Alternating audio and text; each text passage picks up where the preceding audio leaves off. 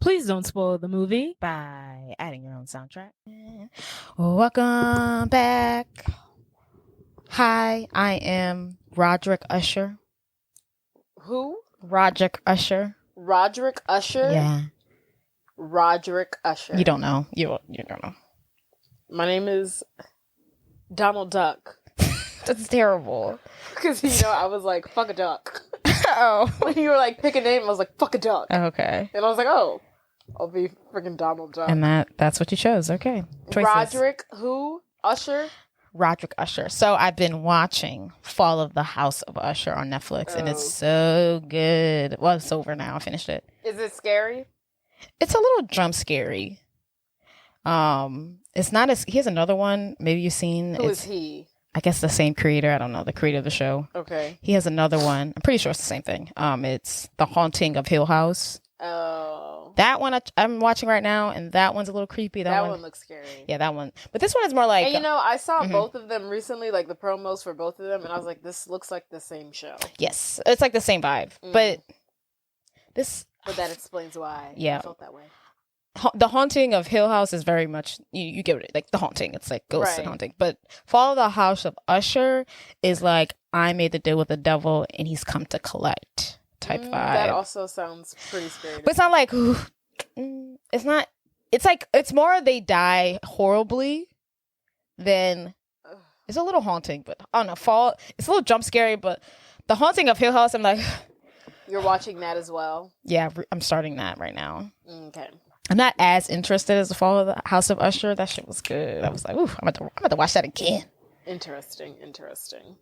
I think I'll pass. Yeah, I figured. I think I'll pass. Maybe the next one. Maybe the next one. I don't know. But what's going on? What else is up? I just came back from Costa Rica. Ay, caramba. Oh, how lovely. What brought you out there? Like you don't know. I was on a bachelorette trip for my friend Sam, and it was such a great time. How was, y'all had quite the hassle getting over there. Oh my God, yes. The weather in Dallas was terrible. Flights were delayed. People had to drive to different locations to catch flights. How did dang, they had to drive to... From Houston to Austin to get a flight. I think they must have went to Miami and then got to Costa Rica. They actually beat us there. They actually got there like 11. What time were y'all supposed to get there? We were supposed to all get there at 1:30. Oh, wow. Because we're all going to Dallas. But for whatever reason, I guess like the weather between Houston and Dallas was really bad, so they couldn't meet the connecting there. They had canceled it. So they never got to Dallas? No, they went to Austin to Miami instead. And then went to Miami to Costa Rica. That's crazy. Yeah. And then when the New Orleans people got to Costa Rica, the weather was You said New Orleans, New Orleans. You said New Orleans people. That's a very local. When New Orleans people. New Orleans. Was it bad or weird? It was like people from the north trying to say New Orleans with a New Orleans accent. New Orleans. It was very authentic. I don't know what you're talking about, clearly. No. When the New Orleans people got to Costa Rica, the weather over the airport was so bad, we were circling for an hour. I wanted to in Costa Rica? Yes. Oh, that's so annoying. After we did it for like 15 minutes, I was like, guys, I think we're going in circles. I'm pretty sure we're going in circles. And then the pilot got online. He was like, yeah, the weather's bad. We have enough fuel. We're just going to have to like keep going until it's time to land. Stuff like that would give me the most it was the worst anxiety ever. Oh, I'd have really? been like, you have to get me off. Oh, of nah. this plane. I was very much like, sir, we believe in you. Just land this thing. He could I don't understand. I don't even get that. Like the weather's bad, so we're just gonna circle the air. Yeah. Where is it bad to where you can't land? Like I don't. If you can circle for an hour, why can't you land? I know. In 5 minutes. So it very much was where we were was pretty, the sun. But I did notice I was like, where's the bad weather? Because I'm not seeing it because the sun was out. But like if you went more to the left as we were getting in, I was like, oh, it is cloudy and dark over here. So it must have been really extra cloudy. So what would have happened if it never would have cleared up? So that was fun. When we landed, one of the guys who was waiting for us at the airport, he was saying, yeah, they were thinking about bringing y'all to Nicaragua. Oh. No, Honduras. I think it was Honduras. To Honduras. And then we were going to spend the night in Honduras and then come in the morning. I was like, oh, wait. Thank God that did not happen. Thank goodness. Oh my God. We're supposed to get there at 1:30. Our flight got pushed back to 2:30, and we floated in the air for an extra hour. We didn't land till like 3:30. We landed. They lost Casey's bag. Of course they did. They knew where it was. Where was it? In Dallas. Somehow, I guess they forgot to put it on the. They must have forgot to put it on the flight or something, because she was saying like when she went to the baggage claim, the lady was like, "Are you Casey?" And she was like, "Yeah." She was distraught for a second. I was like, "Please don't start crying." It's just too much. This sounds like a horrible kickoff. It was terrible. Trip. I hope the rest was enjoyable. We had one last hiccup. And what was that? Someone was murdered in your Airbnb? No, not close. The villa, beautiful, gorgeous. Had a nice view, perfect amount of space. There's 3 rooms. Each room had a bathroom, 2 girls to a room. It was gorgeous, cute. Mm-hmm. But the last day we were there, we went to another town that was an hour or 2 away. We drove back an hour or 2.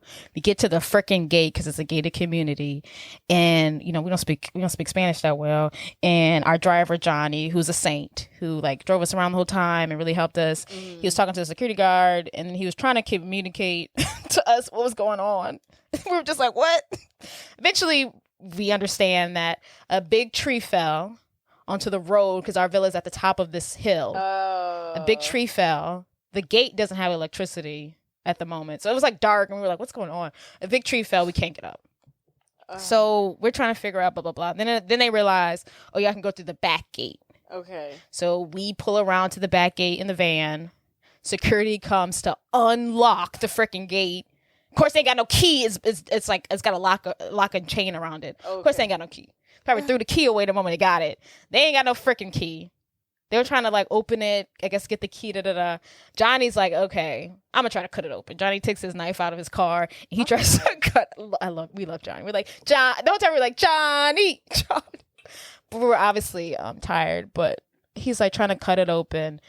This took like an hour and a half of our precious time before like the energy people, like the people their energy people, the Costa Rican energy people, yes, they came with freaking lock cutters, which I don't understand why the freaking security didn't have that. Please invest in that. So they cut it open, and then we finally make it up to the hill. We luckily still had electricity, so I guess it affected the bottom half of so luckily we still had electricity, and that was our last big hiccup. Girl, that was the last night. That was the last night. And we got there like 9 p.m. We were, at this point, we've been in the car for 2 hours. We had pizza. We had champagne. We were going to like do our last. We were going to get in the pool. But we just had like, we're ready. Like this shit. Yes. And I was just like, oh, this is so aggravating. But we had a great time. Johnny was amazing. Louise was amazing. Whoever that is. Johnny was our driver, and Louise he owned the company. Oh, okay. And they like went out. When we went out, they stayed with us, and we went to dinner. They stayed with us. Oh, okay. We did like a boat tour with him, or like catamaran, like a party boat thing. That was nice. We went zip lining. So did Sam enjoy? Yes, I think she did. Her bachelorette. That's wonderful. She had a private. She really planned this trip right. Did she? Yeah, she had like a driver for everything, We had a private chef come. Chef Daniels, beautiful man, handsome, young little Costa Rican man. Oh, we should to wine and dine us. To the Americas with you. Yeah, we should have. The food was delicious. The pool, everything was nice. Aside from the weather. Besides the weather. But we did go in rainy season. Excuse me, everyone. Apparently, I'm 63 years old and need a hip replacement because for whatever reason, my hip is giving me the business, and I do not understand why. I moved my leg literally half an inch, and I feel like I need to go to the emergency room. You gotta stop. It's gonna have to be your last year, girl. What are you saying? It's gonna be last year. You're gonna have to retire. You're gonna have to retire from flipping and falling. Oh my goodness! And whatever the hell you do in that organization. Oh, that's what I'm saying. God. Continue. Are we done here? Pretty, but it was gorgeous. Had a great time. Okay, good. I'm glad y'all enjoyed yourselves. Yeah, I needed that vacation. Shout out to Sam and her future marriage. Yes, I'm excited. Her wedding's in a month. Oh. It was so funny. Everyone it is, huh? It's December. It's so close. Why does that feel like... You said December, and I'm like, that's 3 months away. December 1st, too. So literally a month. Okay. Have you seen any movies, anything? Have you watched anything? No. Matthew Perry died. Oh my God. I didn't watch Friends. I wasn't. That's so sad, but yes. But it's just... It's like... And it's so interesting. You're like, it's like, in what? It's so interesting that he died. Yeah. Because if you were to like look at the lineup of all of the Friends cast members and like, go down the list and be like, who's gonna die? Who's gonna kick it first? Yeah, prematurely, way too soon. It would have been Matthew Perry. Okay. Like that's the one you would pick out. Okay. But you would say it because he would have died for a drug overdose, but he didn't. Because he had a drug addiction. Yeah. When he was on Friends. Right. So. Did he not? Was it drowned. Was the drugs not involved though? I'm assuming. I have no idea. See, in my head. We haven't gotten the autopsy yet. We don't know. Drugs might have been involved. Yeah. But they're just saying that he drowned. I'm assuming that he went unconscious for some reason and drowned in there. Oh, okay. That's fair then. Yeah. Because you can't really. I guess so. Unless how did he drown? Unless his hot tub was 10 feet deep, or unless he overheated and passed out. That's also an option, but yeah, who knows? Yeah, it's intense. Heartbreaking, heart-wrenching. Yeah. What else do I have? I don't know. I just got over a sickness. Don't give it to me. I went to Sacramento for the weekend for work while you were living it up in Costa Rica. Yeah, I was in the capital of California. Yeah. Capital of California, why you say it like that? Did you hate it as much as Lady Bird hates it? Who? Is she from Sacramento? Oh, Lady Bird. Is that where she's from? You said Lady Girl. I thought I said Lady Bird. I heard Lady Girl. I thought I said Lady Bird. But... She was, I think she might have been from Sacramento or something like that. Fresno. I feel like she was from Fresno. Maybe? Who cares? But yeah, I was out there for work. But more interestingly, the last time we spoke. Yeah. Oh. Yeah, you look so cute. And you know what's interesting? You keep doing that. And then, and you know what? You know what's interesting? Is that your thing now? I'm getting sidetracked. You know what's interesting? Before we started recording, I was like, I feel like there's a new guy that I'm dating that I'm supposed to be sharing. But no, that's all up in my head. I guess. I was like, I'm almost certain there's like a guy I'm dating. I'm almost certain I'm dating someone right now. But no, it's all in my head. It's all an illusion. I'm almost certain I'm in love, but I can't remember. It's all made up. It's all delusion. Oh, so I'm assuming you're talking about your psychic reading you have. Yes, that's what I'm going to segue into. Yes. The last time we spoke, you did my talking about reading. Your high school reunion, and then one of the girls you went to high school with, she's now a card reader, and I was oh my God, I have to do it. So of course I did it. The session was 2 hours, which was only supposed to be an hour, and I was like, is this a good thing or a bad thing? Yes, you need all the time in the world, honey. Clearly. So at first she was like, well, do you want to like say what you want, like, the cards to tell you or whatever, or do you just want me to pull from it? And at first I was like, let's just see what the cards take us. And I said, you know what? Fuck that. Actually, no. I need to know about where is this a man of mine that I've been waiting for the past 27? I'm actually 28. Where is this man of mine who I've been waiting for the past 28 years? So at first she was like, okay, I see someone like coming in, like the guy who you're talking to right now, like something. And then she was like, it doesn't seem like it's gonna work out, or y'all are at odds or something like that. And I was like, well, that's crazy because I'm literally not talking to a soul. And then she was like, well, that's weird. And then she was like, well, are you talking to anybody? I was like, no. And then she was like, okay. And then I was like, well, and then she was like, well, is there anybody you want me to, she was like, is there anybody you want to ask me about? And I said, well, not really, but since you're offering, sure. So then I asked her, I was like, the only people who I could really ask you about are the people who I've dealt with recently. So I asked her about not the guy, if everyone remembers me. Yeah. Worked at so-and-so with me, and then he moved to DC, had a girlfriend, and then he came in town that one weekend and he ghosted me. So I didn't ask her about him. I asked her about the guy after him. The one who... My least favorite? The one who tried to double dip? Yeah, the one who... Why'd you ask about him? I don't know, girl. Did I tell you that he texted me? No. Oh, so it was like 2 games ago when we played the Tennessee Titans, because he lives in Tennessee, because he's getting his PhD at Vanderbilt University. That's why I asked about him, because he's getting his PhD at Vanderbilt University, and I need to know if I need to hang on to this. No. Burn him at the stake slug board. Or not. Yeah. Oh, but he ended up texting me like 2 or 3 games ago, and he was like, first of all, I really should have been like, oh, I don't know. But he texted me, and he was at the game, and he sent a picture of like the stadium, and he was like looking for you. And I was like, I really wanted to be like, well, don't. But instead I was like, oh, sorry, I wasn't on the field this game, yada yada yada. And then he tried to make small talk, and it lasted for like 2 seconds, but then I stopped texting him. Good. Because first of all, why would you come into town? It's my city. Come to a game. It's a Sunday. You came in town for the game. The Lord's Day. So you've probably been in town for at least the weekend. So you probably came into town Friday, right? But for whatever reason, you're texting me, probably you're leaving tomorrow. Probably leaving Monday. Yes. So why are you texting me on Sunday in the middle of the game that I'm performing at? What do you think about to happen? You think I'm about to drop everything? You think I'm about to cancel my Sunday game plans to hang out with you for one night, and so you can get whatever you want to get out of me, and then head to your flight on Monday morning? Boy math. Like, why would, if you knew you were coming into town, you bought tickets to this game. The nerve. You knew what you were doing. The audacity. You knew ahead of time that you were coming into town, but you text me most likely the day before you leave. What you think, I'm about to drop everything I'm doing just to hang out with you? No, sir. Absolutely not. We Bob. So I stopped texting him. I was like, this is your third strike. What did Jada say? Right. He had what? There's no more strikes. He's done. He's buried.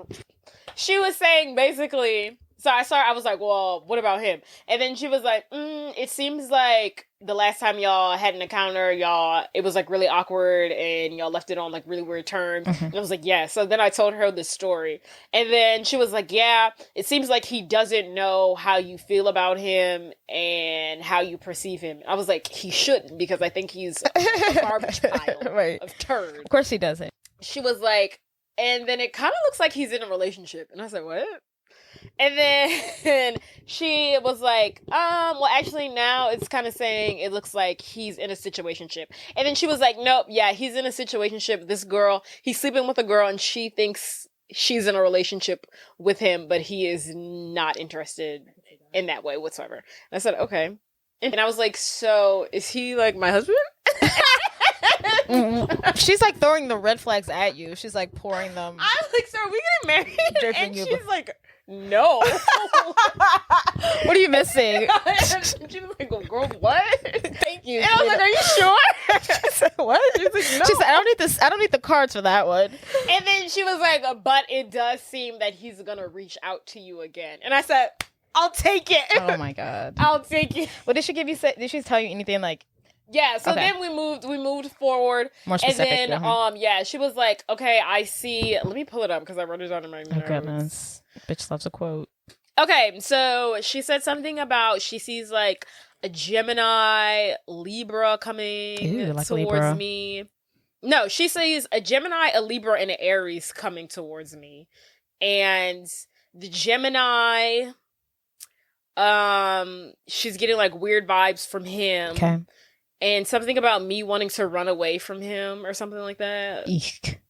Like him like hashing up like weird feelings. I'm like, got a blast. Or something danger. Like that. And then she says like something about she gets good vibes from the Libra. Yes. And then an Aries. She said whoever the Aries is, I'm going to be very attracted to him. And then she also mentioned an Aquarius. And I said, okay, so what about my husband? You got options. And then so she was like, okay. And then she was like, but I see your like long-term partner coming in the summer of 2025. Okay. Like, I can't wait that long. It sounds like to me that you're going to have options soon. And then the one. That's good. Hopefully. I feel like, whatever. What I got from her, I'm like, it sounds like dry spell. She just said you got 3 zodiac signs coming your way. I mean, yeah, but like, if we really look at my track record, me having 3 human beings coming towards me is kind of astronomical, if we're being for real. No, it sounds like it sounds like a time. I mean, 2024 is here, honey. I guess. So then you need practice before the big one. I guess the big plunge. We'll see. So then the so-called Mr. Right is supposedly a Cancer. Okay. He's coming into my life. I'm gonna meet him. Ooh. Like through a friend of a friend or something like that. That's good. We'll go out or something like that in May, and then by August is when I really start having like serious feelings for him. Gross. And she says it's gonna be like quick, bam, and in a hurry. Like you start dating, y'all are like, okay, this is it. Let's get married. No, ma'am. I refuse. I refuse to allow that to happen. Like, she's like, you're gonna be like, all right, both of y'all are gonna be like, all right, let's stop pussyfooting around here and let's just go. Let's. I actually can kind of see that for you, but we're not gonna do that. I don't see that in my I can cards, totally see that for you. Say, you know, I'm open to it. And then she was saying that like he's gonna be really like obsessed with me, and then at first I'm gonna be like, I don't know, this is too much. I can see that, yeah. And then I'm gonna be like, oh, maybe I'm obsessed with you back. I can see that. I mean, and then she said something about we're gonna have 3 kids, and then she said something about us eloping. I said that can't be accurate at all. She's like for every reason, it's either saying like you're gonna present the situation of either we move or we get married, but it's not gonna be both. And I was like, and then she says, I see y'all eloping. I'm like, well, that's crazy because I would never do anything of the sort. And then I started asking her about my career. That's good stuff. And then she was like, I'm seeing some blockage here. And I was like, well, that's not great. Like, why are we seeing blocks here? And then she was like, it looks like your fear is kind of like blocking something. And I said, oh, that's interesting. But she was like, but I definitely see you being your own boss. And then she was like, I see you being a social media influencer. I said, well, that's crazy. That kind of makes sense. I feel like you're going to be on a TV show one of these days. I would hope. Jesus, so where is it? Where's my Southern Charm New Orleans? Because I'm ready to sign the contract and be on Watch What Happens. But yeah, so that was the gist. That's fun. Mm-hmm. I want to do another session with her soon. Maybe next I want to do another session, but when she was like, she was like, I get it. I'm getting some blockage with your career, and I said, that's not what I want to hear. That's not. I think that makes sense. It's just not the blockage right now. Like she was like, fear is blocking something. So yeah, that was how my reading went. I can't wait to do it again. Yeah. We're excited for the next session, I guess. She said give it a couple of weeks. Yeah. Okay. And then she also told me the best time to manifest is during the new moon. Ooh, when's that coming? Yeah. She was supposed to tell me, but she didn't. So Let's look it up. I don't know when the next new moon is. Not a full moon, the new moon. Not to be confused. So the next one is December. No, the next one's November 13th. Oh, November 13th. Yeah. Let me put that on my phone. Time to manifest. Yes. Amen, honey. I think, yeah, that makes sense. Okay. Anything else? Any other shows? I have another show. You have another show for us? Sure, let's hear it. Yesterday was Halloween. This is Halloween. I watched 5 Nights at Freddy's. Oh, okay. With the guy from. Oh, okay. I'm glad you brought that up because I watched. Ooh. Oh no, not a scary movie. Okay, but okay, I'll just say it was a good movie. It was good, and I think what's his name, Josh Hutcherson did a great job. It was really good. Not too creepy. I thought it was good. It's just like the animals come together to life. Yeah, and it has something to do with his personal life and his past. Oh, really? So like kind of connect, which was cool. Oh. Yeah, and it was fun. It was like a fun, chill Halloween movie. Nothing crazy. I really enjoyed it. I'm happy to see him back on the TV Yes, screen. I read somewhere that movie is number one on Peacock and the No Hard Feelings is number one on Netflix. I haven't. That's what I watched. Did you watch it? Yeah. How was it? It was good. I haven't watched it yet. It didn't It was funny, but I at the same time didn't laugh. Do you think it'd been funny? I feel like that was we needed to see it in movie theaters and I need to be laughing with people. Probably so. Mm-hmm. But it was funny. I did enjoy the film. I really like the part. She's like, my second cousin. She's like, that's my cousin. He's my second cousin. So yeah, it was interesting. So the storyline is she's like 27 trying to help an 18-year-old. So yeah, so what it is, right? Which this is my one qualm about the movie. So she lives in Montauk, right? Montauk is in... It's like the Hamptons. Oh, yes. Okay, Montauk. So she lives in, like, Montauk. Mm-hmm. Born and raised there, right? Interesting. Her mom left her this house. Her mom died, left her this house. And, you know, Montauk, affluent white people. She's not... Right. She's white, poor. But she's not affluent. So she's being affected by gentrification. My qualm is that. I am so tired. Gentrification? So by tired. Who, girl? So tired of seeing white people playing the victims of gentrification. That doesn't make any sense. It's always been white and rich. I don't understand.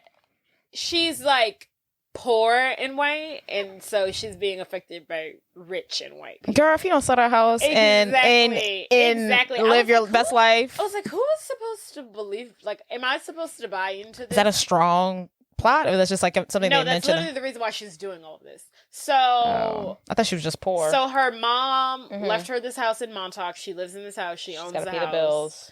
Yeah, so the taxes are going up because, you know, all the rich white people's summer and vacation there now. So they always did. What? Exactly. Since when? So, you know, taxes are going up, blah, blah, blah, blah. She's about to lose the house because she hasn't paid the taxes on the house. Mm-hmm. See, this was an added element that I thought was, like, unnecessary.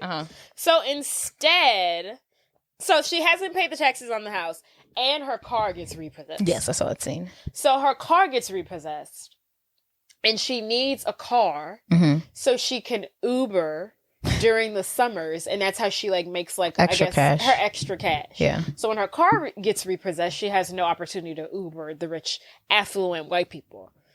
So then that's when the boy's parents come in. Okay. They put an ad out on like Craigslist or something like that. If you date our son, it's crazy. You can get this 1999 green Buick that we have. What? Just pay me in cash. She does all of this for the car. For the car. But my thing was eliminate the car from the storyline and just be like, if you date our son, we'll give you money. We'll pay you. I didn't understand the unnecessary adding the car. Yeah, that doesn't make sense. It wasn't necessary. Like, just because the she just needs the money. She needs a car. The plot is that she needs money to save the house. She needs money to save. They didn't have to add that in there. So yeah, I thought the car. They should have just took her car away. Yeah. Yes. Just like, oh, my life is getting worse. The whole my car's car. gone. I need an Uber, and I'm doing this because I need a car so I can Uber, so I can save my mom's house. The car element was unnecessary to me. That bothered me. Just give me $10,000 to date your son. Exactly. Just pay me to date your son. Some old Buick car and the gentrification aspect. I was like, okay, sure. But he is. Like 17, right? He's 19. His character. Okay. But I also still thought it was weird because like her parents, I also just like it was just like weird because like I guess she was supposed to be, you know, like carefree and like, but I don't know. I just thought it was just like really weird how willing she was to like. So his parents wanted her to have sex with him. Yeah. And I just thought that was so strange. And I thought that was strange how willing she was to do it. Like, sure. This is weird. I guess like you're 32. She was 32? So you've never seen that scene, and then they're like, how old are you? 20. She's like 29. So last year. Yeah. And they're like, so 30. 32. You've never seen that scene? I thought she got to 28, 27. I didn't know she got up to 32. So they're like, so how old are you? Yeah, I know the scene you're talking about. The ad. And she's like 32. Yeah, I know that scene, but I don't remember her saying 32, the final answer. Yeah, Jesus. Her final answer is I'm 32. Girl, just become a sex worker. Exactly. And affluent. I just thought that was just weird. Because I was just like, this is like weird. Because like she like, I mean, they don't have sex. But that's the goal here. Yeah. So it was weird. So weird. But it was a good movie. I enjoyed it. Okay. Strange. It was, It was cute. Their relationship was cute. I was like, aw. This is so adorable. Okay, was it? Yeah, their relationship was so cute. I want to watch it. Chance said he wants to watch it, but he wants to watch it with me. But sometimes I can't tell if he's joking or not. Like, I can't tell. Like, do you really want to see this movie, or can I watch it by myself? Why would that be a joke? He just be saying stuff. He just be talking, and he's like, "I don't want to see the movie." Like, I haven't watched it because I've been waiting to watch it with you. Oh, and then if I had, I don't know, yeah. Because like when I watched Haunted Mansion, he's like, "You watched it without me?" And I was like, "Yeah." I was like, "I didn't think it would be a movie you want to watch." He's like, "No, I don't want to watch it." I was like, "Okay, cool." Exactly. So, yeah, like that's why I watched Haunted Mansion. I see. You watched it without me though. Yeah. That's crazy. I needed something to watch. It was really long. Was it? Was it good? Yeah, I thought so. Oh, okay. It was cute. But it was really long. I'll have to watch it was like 2 hours. I wanted to watch it over on Halloween. Yeah. It was good. I didn't like the villain. I think they could have. To me, it wasn't as good as the original Haunted Mansion. For sure. It would, of course. Yeah. Why would it be? It's a little too fluffy. And we didn't get enough ghosts. Yeah. We got a lot of ghosts, but we didn't get personal with any ghosts. Like I would have like the little old couple in the movie. Yeah. I wanted one of them. Okay. To guide us. I see. But it was just a lot of like the human characters we were into, and we just saw ghosts running around and oh yeah, that's not fun at all. Yeah, I wanted a guide. Oh yeah. And they had the orb lady. I thought it was gonna be the same. I don't know why they wouldn't use the same chick. I don't know why they. I was really excited to see her. Curtis, yeah, right? And I was so excited. Yeah, it was. And I was so excited to see. Yeah, and then I was like, that's not the voice I hear. That's not the same lady. I don't know why they wouldn't use the same lady. So stupid. They should have. Yeah. Oh my God. It's the same house, isn't it? I think it's giving the same house. They didn't like say it exactly, but yes, it looks the same. They have the same graveyard thing. It's in like swampy area. It's giving the same house. My only other caveat with this freaking movie, like Jesus, the ads, the sponsors, they just threw in there product placement. My wife, she died in a car accident on her way to Baskin Robbins, and after that she went to Chick-fil-A, and don't forget to sign up with Allstate for your car insurance. I got this. What do you call this? I got this stage from CVS. Oh wow! It was a lot of that, and I'm like, how y'all have to do this better? It's overkill. And can we just throw CVS in the background? Does he have to be like? Does she have to be like? I got this sage from CVS. Literally, he was like telling the story of how his wife died, and he was like she died on her way to Baskin Robbins. Who has sage from CVS? CVS doesn't sell that. Exactly. And it was a couple other days. It doesn't have that. It doesn't have that. They don't have that. But it was just too much promotion. I was just like, y'all have. I get it. We get it. I guess they didn't care. That's why they didn't care about when it was released in the movie, because they already got their money back from these advertisements. It was dropping every other speech. We can drop it in July. Who cares? We've already made our money. I can't imagine being like, I would be so pissed as an actor having to do promos and like talk them. Like, I don't mind carrying a bottle or being in the background, but to fully in my sad, this is insulting my craft. In my sad monologue, I have to mention, but make sure you mention CVS. Or like being a writer, but it's like you have to. This is a perfect spot to mention, Baskin Robbins. It's like I can't. This is my art. I can't. This is my art. This is my art, and you guys aren't paying me. That is very true. But okay. Yeah. Do you want to talk about the movie that we're doing today? Yes. All right. Oh my goodness. Think senior year. Think one big party to finish it all off. Woohoo. Think graduations. Think different high school cliques and reputations. Think college. Think jock. Think popular girl in school. Think guy who thinks he's black but he's really white. Think Jennifer Love huge tits. Yes. Think this movie has almost every single famous person in it before they were famous. Think party. Think house party. Think the movie takes place in one single night, and typically I hate shit like that. Oh, you but do? I can't remember if you hated it. I like it, and it works. And that leads us to drum roll, please.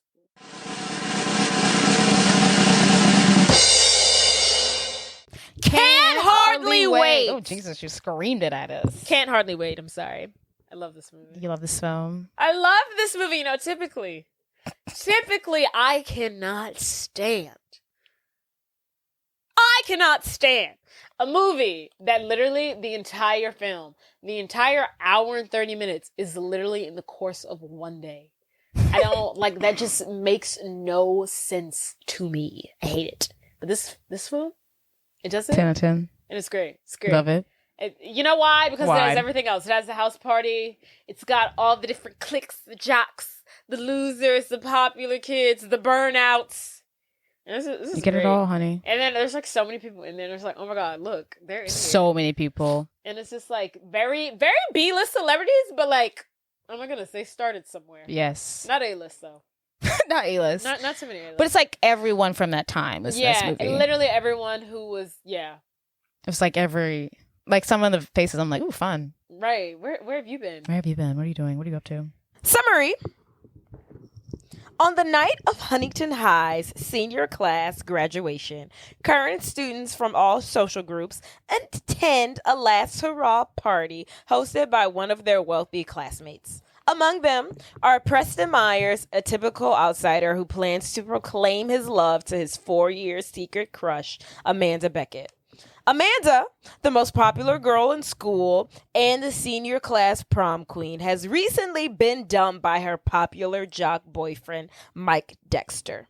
Mike is targeted by nerd classmate William Lichter, who is plotting revenge against him for years of relentless bullying. Preston's antisocial best friend, Denise Flemings, has no intention of going to the party, but is dragged along by Preston. Meanwhile, Kenny Fisher, who was a wannabe thug, plans on losing his virginity by the end of the night. Fun facts! The film was released June 12, 1998, written and directed by Deborah Kaplan and Harry Elfont. The idea of setting most of the movie at a party was based primarily on concerns to keep production costs low, and it was inspired by the movie of John Hughes and the party scene in Say Anything. I have no idea what's the party scene. Say Anything. That's the Boombox movie. Oh, gotcha. Mm. That was another John Hughes movie? I didn't know that one. He's got his hand in everything. I don't like that one. I don't think as much. Like that one either. Yeah. Not a fan. Not a fan. That's why I have no idea what the party scene is in the movie. But it was practical. Yes. Says Elfont as he speaks to Time magazine. The idea of doing a movie set at a party came first, but it seemed like it would be really cheap to shoot a movie in one location. Then we thought, what hasn't been done? ? Nobody really has done a high school movie in a while. That's not true. This was like prime time high school teen they movies, all came out but whatever. Week. So, but in his defense, they all came out around the same time. So maybe they were all being filmed at the same time.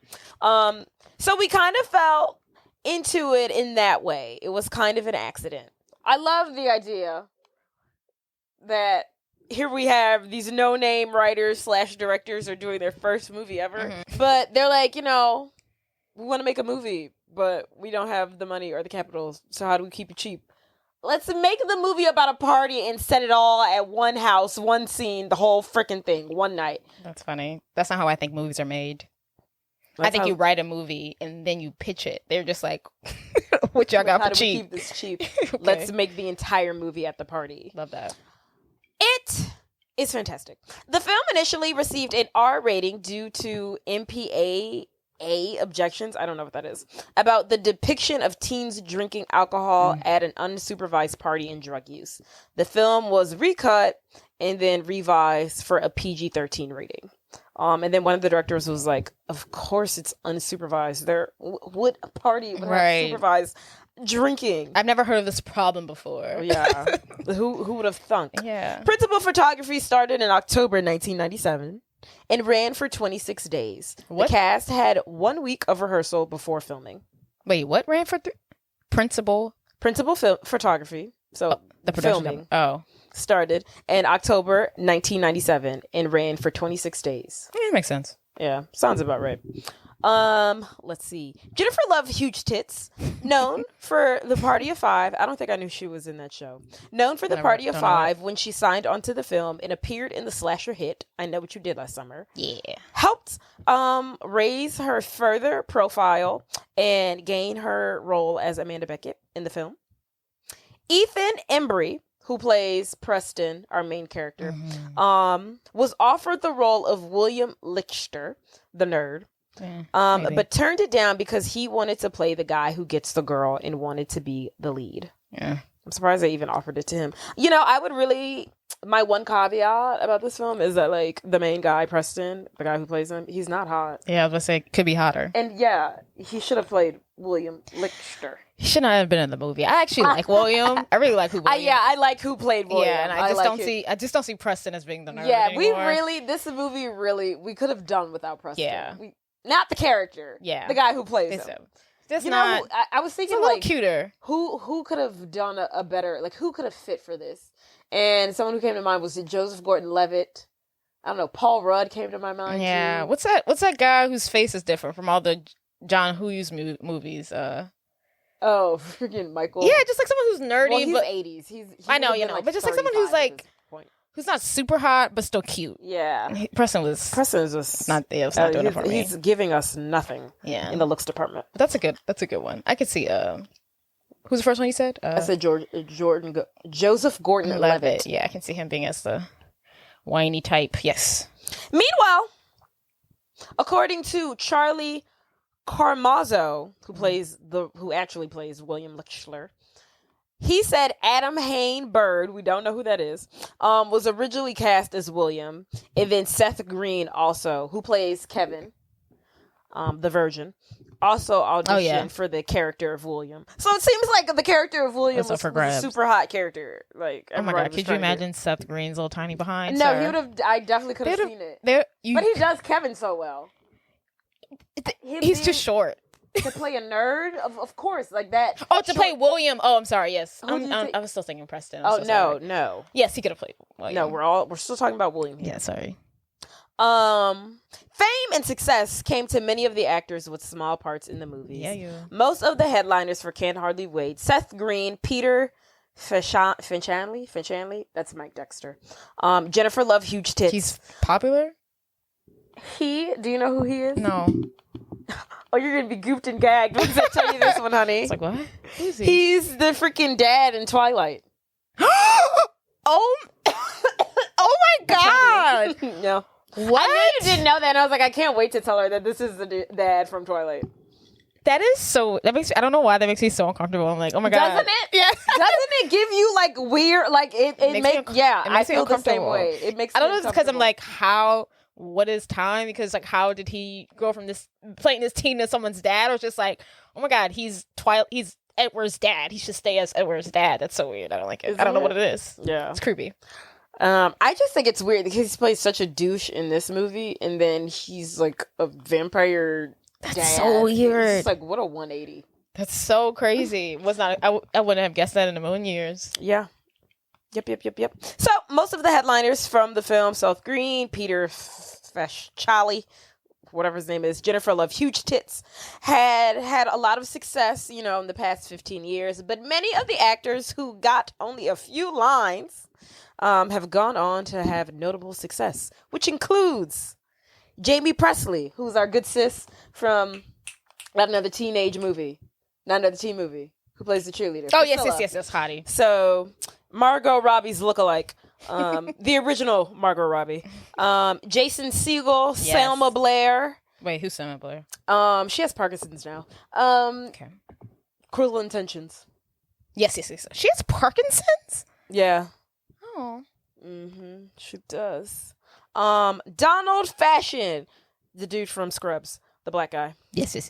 Sean Patrick, the guy from Save the Last Dance. Yeah. Breckin Meyer, the guy who plays the leader of the band. Yeah. And some other people. To me.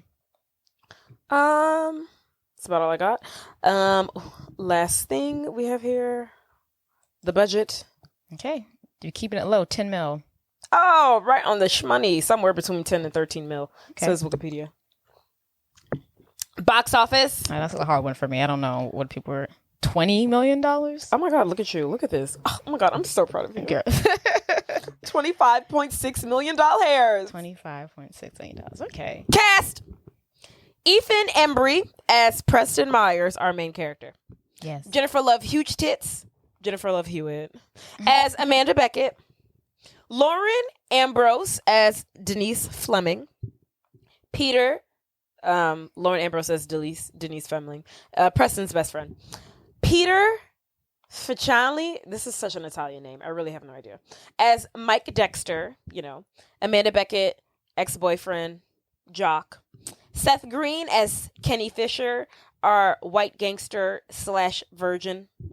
Charlie Carmo as William Lichter, our nerd.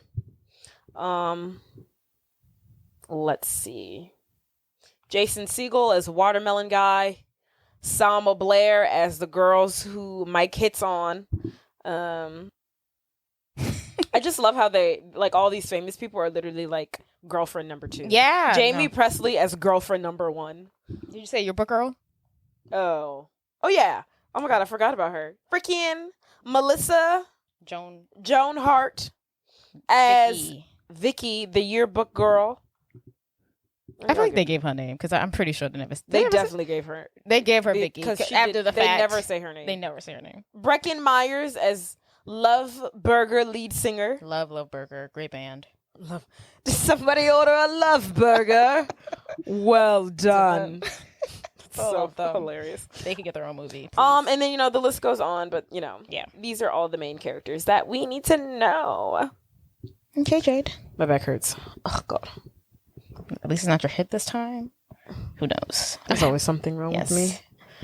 You ready to dive in, love? Ooh, I'm about to dive in. Yeah. So the movie begins with the senior class of Huntington Hillside High. Huntington. What did I say? Huntington. Okay. So the movie begins with the senior class of Huntington Hillside. Did I say it again? Huntington. The movie begins with the senior class of Huntington. There we go. Hillside High. Celebrating their graduation. Dressed in caps and gowns, the students share different rumors and stories. But one piece of information stands out, and that is the fact that Amanda Beckett, the school's most popular girl, has been dumped by her semi-hot jock boyfriend, Mike Dexter. Semi-hot? You think he's hot? Yes. He didn't do anything for me. He's not. He's high school hot. Like real high school hot. That's probably the best you get. But I mean, he's actor not the finest heartthrob that we've seen in these films, but he's a good-looking guy. Maybe his personality. Maybe his personality is part of it. To shits. Yeah, maybe that's part of it because I'm just like, probably. Ew.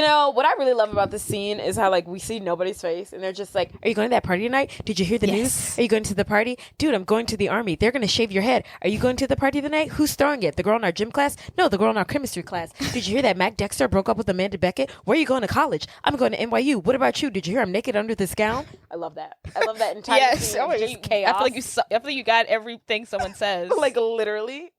I love it. And then Preston finds out that his love is now single. Well, who's Preston? Preston Myers. We're introduced to him. What I also love about this film is how when they introduce all the main characters, they introduce them as if we're looking at their yearbook picture. Right. With like their quote, their activities, where they're going. I love it. So Preston Myers, activities include literary journal, honor society, and swimming. Future plans, Dartmouth College. Quote, beware of all the enterprises that require new clothes. Thoreau. He's not giving me a swimmer. He is not giving swimming at all. You don't get the quote? Beware of all enterprises that require new clothes. Beware you got to go somewhere and you got to change up. Like in my head, I'm like, beware of like corporate America that makes you wear suits. Like you have to buy new clothes to fit in. I don't know. It's very like hipster and liberal. I didn't get the first half. I don't get the corporate part, but yeah, buy new clothes to fit in. Like, beware. I think that I'm just saying that's an example. Okay, like that's probably one he would stray away from. Yeah. Yes. Okay. So yeah. Onward. So Preston, so this news is very important to Preston because he's had a crush on Amanda Beckett since the first day that she strolled into Huntington Hills High. Freshman year, in the middle of the semester. He takes us back. Yes. He takes us on a journey. We get a throwback, a mirage. What's it called? A flashback. A flashback. That's the word. I was like, what is the word that I'm looking for? We get a flashback. It's the middle of the semester. It's the first day he's ever missed the bus and was tardy for school. Oh, what a nerd. But if he hadn't been tardy, he would have never laid eyes on her. Oh, so sweet. Amanda Beckett. He gets dropped off by his dad. As he's walking up the steps of Huntington Hills High, he sees Amanda Beckett walk up the stairs too, to arrive for her first day at the school. Yes. They go to English class. Of course, she's in his English class. What are the odds? Fate, so has it be. Yes. What are the odds? She sits down. Who does she sit next to? Preston. Of course, nonetheless. Mm-hmm. What does she pull out as she sits down in the chair? Tell me. A strawberry Pop-Tart. The same breast pastry that he was consuming at that very moment. I don't know if I would have called. What is he to do? How is he to proceed? Then the teacher asks, would anybody like to give Amanda a tour of the school? This is it. This is opportunity. As he goes to raise his hand, boom, just like that. Over. Opportunity gone. Opportunity lost. Mike Dexter beats him to the punch. Womp womp. And he volunteers to do it. He hesitated. That's what he gets for being a loser. And then that was it. The rest is history. They date for the next 4 years. And he's left waiting aimlessly for his opportunity. But fate has given him another chance. I wouldn't call a Pop-Tart a breakfast pastry. Yeah, when he said that, I was like, not a pastry. That's just sugar. You mean like American garbage? Yeah. Like processed food? Yes, you can't go to pastry? You can't go to a donut, a coffee shop and get a Pop-Tart. Like, can I get a Pop-Tart? No, yeah. Like, no. I don't know. Is he the Is he the marketing agent for Pop-Tarts? Because no one's calling it that. Freaking product placement, man. Yeah. Just like in freaking Haunted Mansion. But this one was better. I'll give it this one. Okay. So Preston's very excited about his news. And now, so he hears this and he shares this with his, I think, his only friend. Denise. Clearly. She is clearly a lesbian. I don't agree. So just go ahead and imagine that. I don't need to say anymore. She has short hair. She hates society. She's never had a boyfriend. She's super liberal. You can already tell. She's super liberal, and she's a lesbian. She's not. You know what's actually really funny? What? I don't think she's gay in real life, but she's Nor is she gay in this movie. No, we don't know. We don't know her character. We do know. Okay. But she's on Yellow Jackets. Oh, she is? Gorgeous. She looks so good. She does? Yeah, she's really, I don't look her up. She still had the red head, but she's so pretty. Oh, wow. Gay, lesbian on the show. So. I love it how when they go up, so now we're introduced to Denise. He tells her, Preston's telling her the news. And then you can he's like researching. Huh? No, you can finish researching. But I'm talking. Oh, okay. At the same time. You were throwing me off. I was like, wait, why are you? Anywho. And he's telling her the news and how they're going to the party, and she's like, what? I didn't even think we're going to this party. And then she's dropping off her cap and her gown, and then the guy's like, who's checking her out, and he's like, you don't want to keep your tassel? For $15 you can keep your tassel. Sure. And then she's like, so I can stick it in between my yearbook and my prom corsage. She says prom corsage. Really weird. Every time she says them, like, prom corsage. I never noticed. I said all of that just to say she says prom corsage. What is her fun fact? Denise Fleming's activities? None. Future plans? NYU. Quote, right. A true friend stabs you in the front. Oscar Wilde. Very on brand. I don't know if I like that quote. But anywho. The fact that she has no activities is very on brand for her. And onward. So, it's the night of the party. We meet some other characters. We'll circle back to their storylines here in a second. That night of the party, it's nighttime. Preston is determined to finally confess his feelings to Amanda. And he plans to do this by giving her a love letter that he's been perfecting over the years. Red flag. That is creepy. I do not like it. I'm so sorry. Okay, I looked her up. perfect pairing of young and old. Yes! She literally looked exactly like her. Perfect. When she was younger.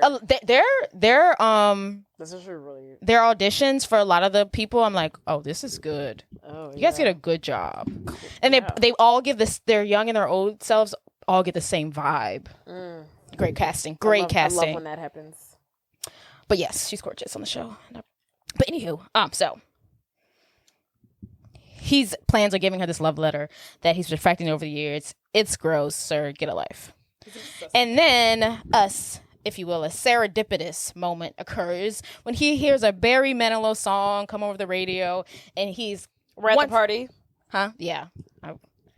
And he's convinced that this is his time to give her the letter. And he tells Denise, who's with him, that he's like, this is a sign that I give this letter to Amanda. And Denise, being the negative person she is, she's like, the song is written about a dog. That's what I heard. So I heard this was written about his dog. Like, and then he's like, who writes a song about a dog? A lot of people. And then who names their song Mandy? She's like, I know a friend who named her dog Samantha. He's like, shut up about the dog. And he's like, this is my sign. This is my moment. This is the universe telling me that me and Amanda Beckett are meant to be together. And she's like, whatever, Preston. Sure.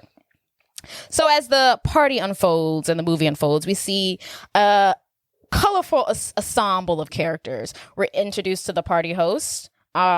She's dressed in like this beautiful purple dress, and she looks like she's like going to like a cocktail event. What I love about the chick who hosts the party is how we see her throughout the movie. Her hair gets more and more like wild and untamed. She don't know. Like when we first see her, she like the dress is fresh. Her hair is like looks like she's like in a bridesmaid hairdo. Like it's pinned up. It's all nice. And then as the night goes on, her hair just gets more and more disheveled, and she gets more and more hostile. Like look at her hair now. Look at it. Look at it. I just love it. Like she looks like a mom. Yeah, she looks like she owns the place. It's hilarious. She has never been to a party. She clearly has no idea. The first time she's ever thrown a party. What kind of people she goes to high school with, but there's some grimy mother lovers, and they're about to tear their house up. Show is. And then we meet Vicky, who's played by Melissa Joan Hart. Her mission for tonight is to get every student in her class to sign her yearbook, first of her kind to ever do such a thing. She has big aspirations and dreams. That annoys me that she wants to do that. And no one can crush her spirit. She's really annoying. Do you like that she appreciate the ambition. I mean, what's the harm in wanting everyone to have a little nostalgia? But like wanting everyone to sign the yearbook. Why today? Why haven't you been doing this since, maybe they just got the yearbook. It's not, maybe. But in most cases, you get your yearbook a little bit before graduation. Okay, she probably has started the process already. And it's a trajectory. She's still on it. Like this is, she's got to get the final numbers. This is her last shot at this party. Because after that, they're not seeing each other for another 10 years until the reunion. I feel like that's a great goal 30 minutes into the party. But 2 hours into the party, girl, if you don't get this stupid freaking yearbook out of my face, I'm drawing a penis on it. Like, hey, if someone 3 hours into a party asks me like, hey, I have the Sharpie. I've already have your name and picture pulled up. Can you just sign it real quick? I'm like, sure. All it takes is one drunk person go, ooh, and sign the whole book. And the whole thing's ruined. That's also true. She's got too much faith in all of them. She's got too much faith. And then, before we got to the party, we also met William Lichter, who has a goal and a revenge plan he makes with his fellow nerds. And that revenge plan is to get back at Mike Dester for bullying him all these years. Yes. His plan is for his geek friends to stand on top of the pool house, and then he's gonna get Mike Dester to come out, and they're gonna lure Mike in and his jock friends while William's friends are on the roof of the pool house. They're gonna jump down, put chloroform to their face, rendering them unconscious, strip them of their clothes, Add some like really strange, weird props, sex toys. Yes. Take Polaroids of them, and then consent. ruin their lives. Yes, and bully them back. I don't know. Get revenge. Do revenge. I feel like it's too old. I feel like it's too late to do revenge on people past high school. I mean, it's like we're graduating. Yeah, like who you saying this to? How are you going to deliver all this? Yeah, no one cares. How's this going to go mainstream? I mean, we're not going to class on Monday. Right. I go to school in Chicago. Who cares? We're done here. We're done here. But this is his plan. Yes. And we meet Kenny. No. Before the party. Oh. No. William. Lichter. Activities include valedictorian, National Merit Scholar, State Physics Bowl Captain, Eagle Scout, National Human Spirit Award recipient, Honor Roll, French Club, Spanish Club, Mandarin Club, German Club, Dead Romance Languages Club, Metabite Club, Chess Club, and the list goes on and on and on and on. I'm telling you, like, they pull the picture up and it just scrolls on. This is only like maybe 1/3 of all the activities he has. He's a genius alone for knowing how to speak all those languages. Literally. Mandarin? Bless you, sir. Future plans, Harvard University. Yes. Quote, I liked his quote the best. All great spirits have always encountered violent opposition from mediocre minds. Facts. Albert Einstein. Yeah. He's Albert Einstein of this freaking school. And then before this party commenced, we also met Kenny. Kenny Fisher. We transition to Kenny. He's in like the corner store.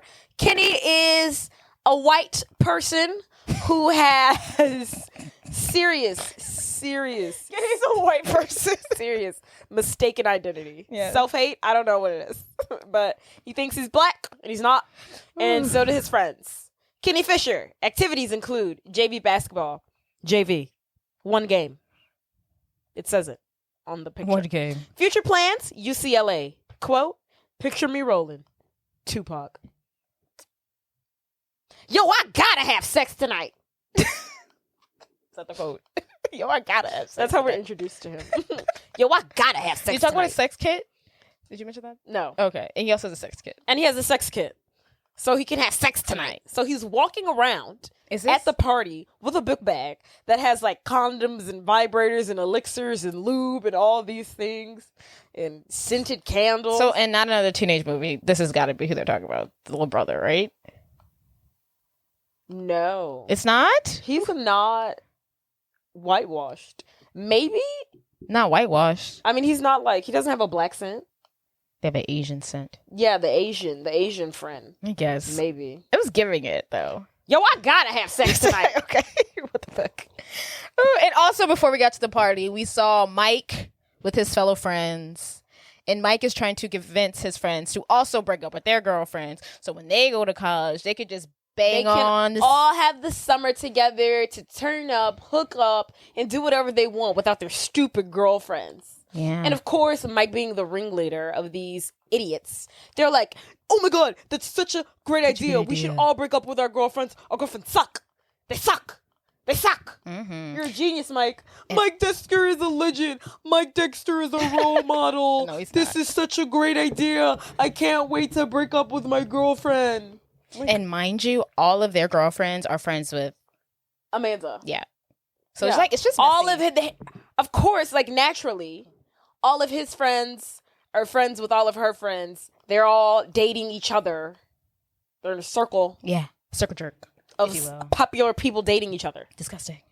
So, this is all unfolding as the night begins. Yes. As we're all arriving to the party. So now everyone has arrived. The party's in full swing. And the last but not least person that, it's part of the clique to arrive is Amanda. Beckett. As the party is unfolding, she walks in and it is dead freaking silence. Record scratch. Freaking slow movie pan, slow-mo. Let her have her moment. She's glistening in the sun, but we're in a party, so there is no sun, maybe just fluorescent lighting, and everyone is looking at her. Yes. And it's like time stops when she walks in the room. It's so random. It's so it is actually a slow motion scene. I hate it. And then they're all like, I can't believe she's here. You know what I can't believe she came. I hate her hair in this movie. I love it. It's so voluminous. I hate it. Is it a wig? What is it? I literally love it. I think it's too big for her head. Her tits are huge. Her hair is huge. I love everything about it. I can't stand it. There's just something about her. I'm just like, I don't like it. Oh my God, I love it so freaking much. So much volume. It's like she has a bump it in her head. It is, exactly. She has a bump in her head. But Jade. A natural bump it. Do you know who's the most super excited to fucking see her? Preston. Freaking Preston. He's like, oh, great. Amanda Beckett, it's my girl. She's here. Activities. Oh. Cheerleading. Yeah. Homecoming queen. Junior prom queen. Senior prom queen. Future plans. Undecided. Quote, I'd rather see the world from a different angle. Jewel. I don't know who that is. Must be a musician. Oh, shit. What? Mike Dexter. I didn't do his. Oh, yeah. What's his? Mike Dexter. Rewind. We're going back to Mike. Activities. Varsity football. Varsity baseball. Varsity basketball. Varsity track. Homecoming king. Future plans. Ithaca College. Quote, just win, baby. Yeah. Al Davis. Owner of the Oakland Raiders. Just win, baby? That's the worst Just win, quote. Baby. That's the word. That quote doesn't mean anything. They were like spot on with all of these quotes. Like that is so just win, baby. Like that is definitely something that will come out of his mouth. I hate that. That doesn't even make any sense. Kenny Fisher, picture me rolling. Freaking Tupac. Yeah, that was the best. Okay. Amanda Beckett has entered the room. Yes, she has entered the room. She's entered the chat. Preston's excited to see her. Her friends see her. And they all flock to her. They're like, oh my God. How are you doing? How are you doing, darling? How are you? How are you hanging up? Are you okay? No. Do you need a tampon? I don't. Well, maybe. And then so while they're all like consoling her, she sees Mike. She's like, hi, Mike. Hi, Mike. And he doesn't even speak to her. It's so awkward. Rude. He just like laughs at her. Like, what the fuck? Like, we didn't break up because you're angry at me. You just broke up with me. What the hell? Right. Because you think you're better than me? I don't know. Yes. And then he laughs at her and she walks off. She's like, okay, whatever. What a loser. So Amanda goes to consult her friends. Preston's hanging out. Her friends go. Amanda's friends go to consult her. Excuse me. And then while that's going on, Preston's talking to Denise. Console. Preston's talking to Denise. Denise is like, why are we here? Can we go home? Preston's like, okay. Now's my time to shine. I have to go talk to Amanda. Before they depart, Denise sees her old friend, Kenny, who they used to be best friends with. That'll come into play later. But Preston's like, okay, I'm going to go talk to Amanda now. He finds Amanda in a room with her friends, but it's not a good time. She's talking about how she's so over this whole high school scene. They were being like, you're like Brad Pitt and Gwyneth Paltrow and... But he's no Brad. He's no Brad, but you're totally Gwyneth, and you're prettier than Gwyneth. And then they're like, but he is like the hottest guy in school. But then they're like, but of course high school's over. We love you. Yeah, and then she's like, I need y'all to leave me alone and get away from me. So yeah, it's really not helping her case about the whole, I think high school is superficial and you guys suck. And it seems like she's coming to the realization that she doesn't like her friends. Yeah, she doesn't like... anybody. Yes, she doesn't like Mike. She doesn't like her friends. She's just aloof. She really does. She's lost now. Yeah, she's a lost soul. She's lost soul floating around. And then also see a little image of William. He has made his way inside the party. He told his geek friends before he left them that he plans to go inside and drink so that he could be, he can infiltrate. He can fit in. Yes, be incognito. And not get kicked out of the party. And it freaking works. Not draw attention. Yes. So, as the party goes on, we see unexpected turns and relationships and dynamics. And my favorite part of this whole film that I didn't mention yet is Love Burger Band. Did somebody order a Love Burger? They are the band. Well done. Excuse me, sorry, I didn't mean to interrupt the punchline. They are the band performing there tonight at the party. I don't even think they get a chance to perform before they break up over issues of wardrobe choices. Literally, they all have different vibes. The lead is dressed up like Prince. Then we have the black drummer who looks like a cowboy. Then we have the bass guitarist. He looks like Charlie Chaplin. And then we just like have a regular guy who kind of just looks normal. Yeah. And we're passing out shirts. And they're passing out shirts. And the argument arises like, you can't wear, one of the band members puts on the t-shirts that they meant to pass out. And he's like, the lead singer's like, you cannot wear the t-shirt of your own band. Those are for the fans. And then how that escalates into chaos, but it does. Dude, they don't even play a song. They don't. That's a good point. Do bands ever wear their own t-shirts? Yeah, he had a good point. He does have a good point. I thought it was kind of stupid, but he actually does have a good point. But at the same time, it's like, y'all are a nobody band. Yeah, we have to start somewhere. It's going to be like, oh my God, they're wearing their own t-shirts. Nobody even knows who y'all are. So the party continues on, and so does Kenny with his quest to lose his virginity. And while he's chilling, I think he tries to hit on a couple girls with no prevail.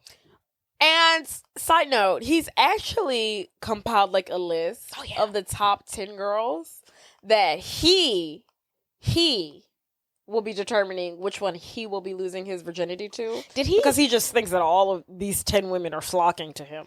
Were these a list of 10 women who are the hottest, or a list of 10 women that he thinks he has a chance with that are still hot? I couldn't tell that.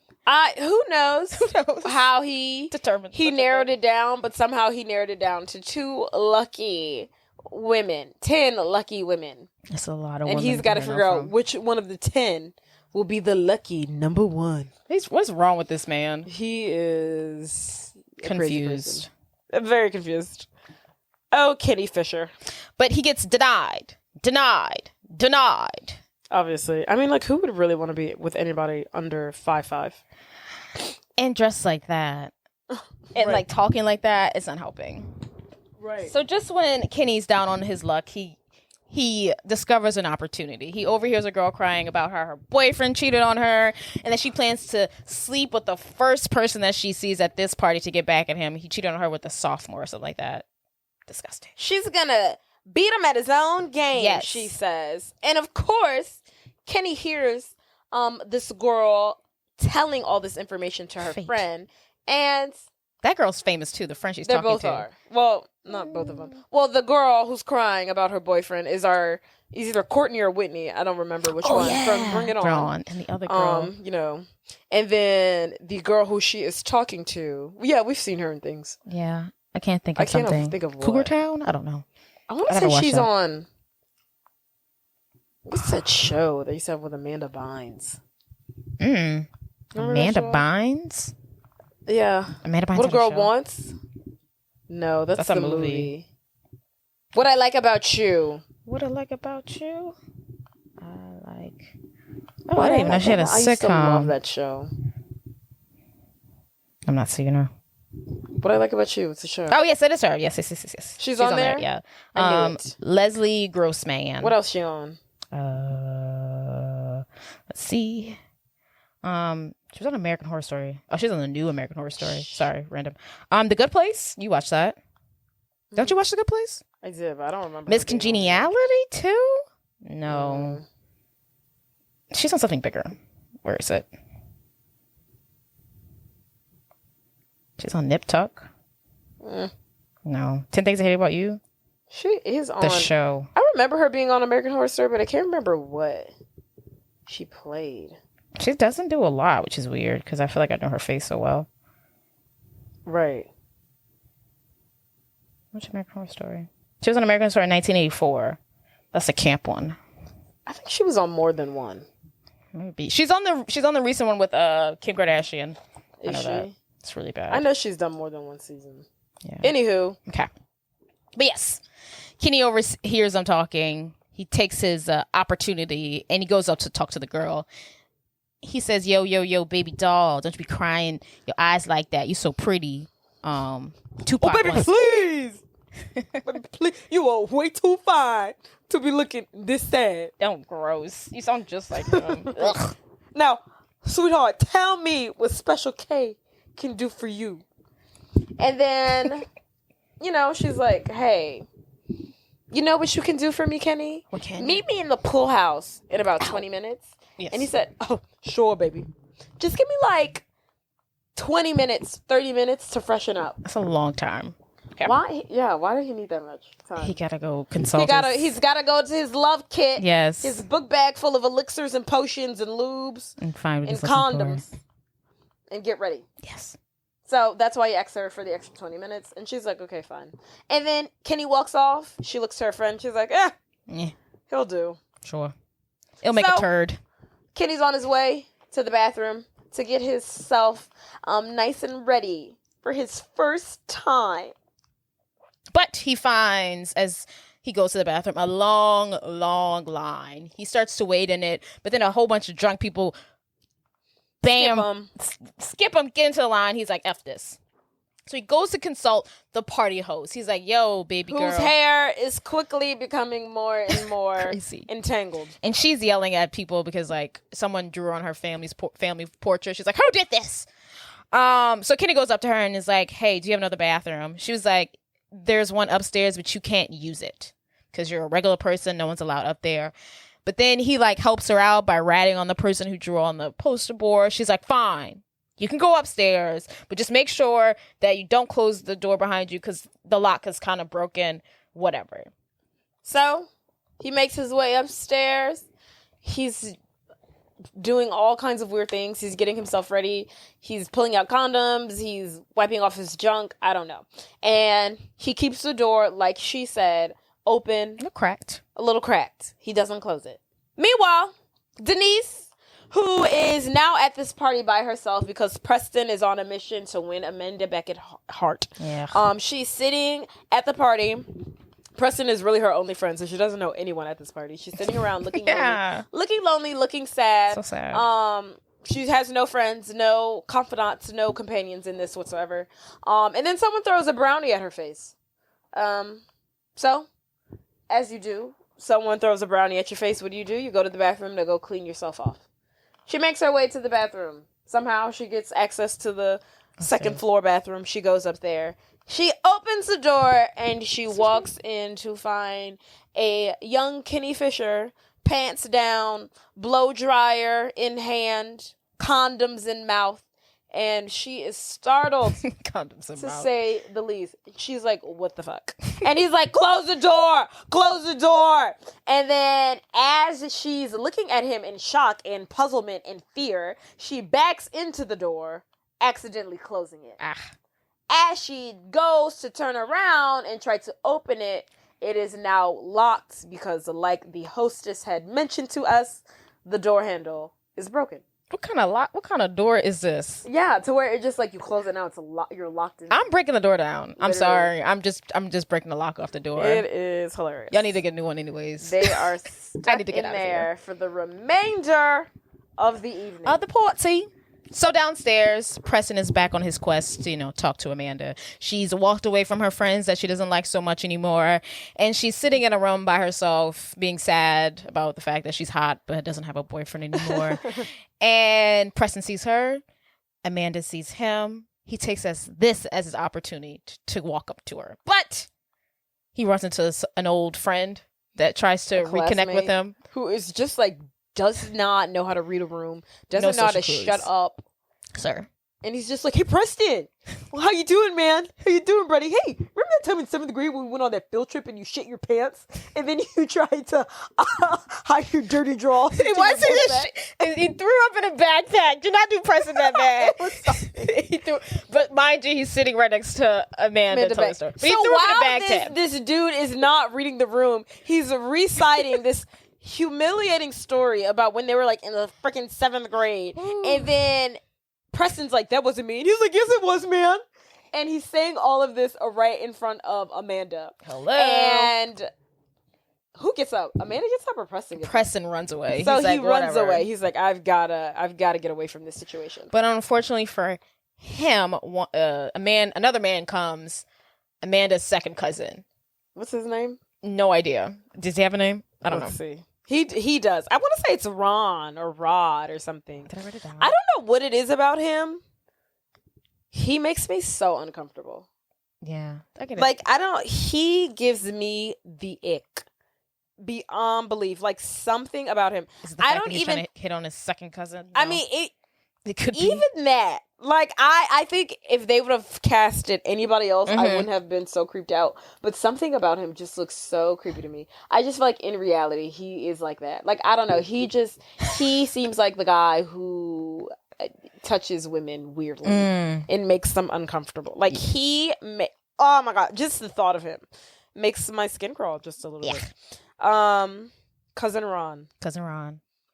So Amanda, for the next couple scenes, she's going to be spending a lot of time with Cousin Ron. And she does open up to him. She tells him that...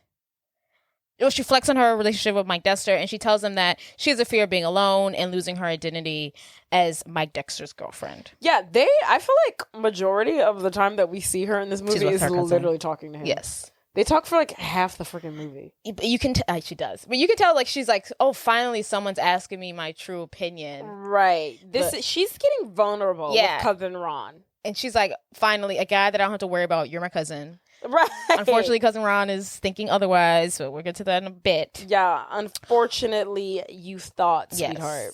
And we're gonna also check back in with William, who's having a grand time at the party. He's making lots of friends. He's drunk as hell. He is inebriated. He's got a lot of girls. He's taking like body shots. Yeah, he's taking body shots off of chicks. Like he's the life of the party. He sings Paradise City, take me down to the Paradise City where the grass is green and the girls are pretty.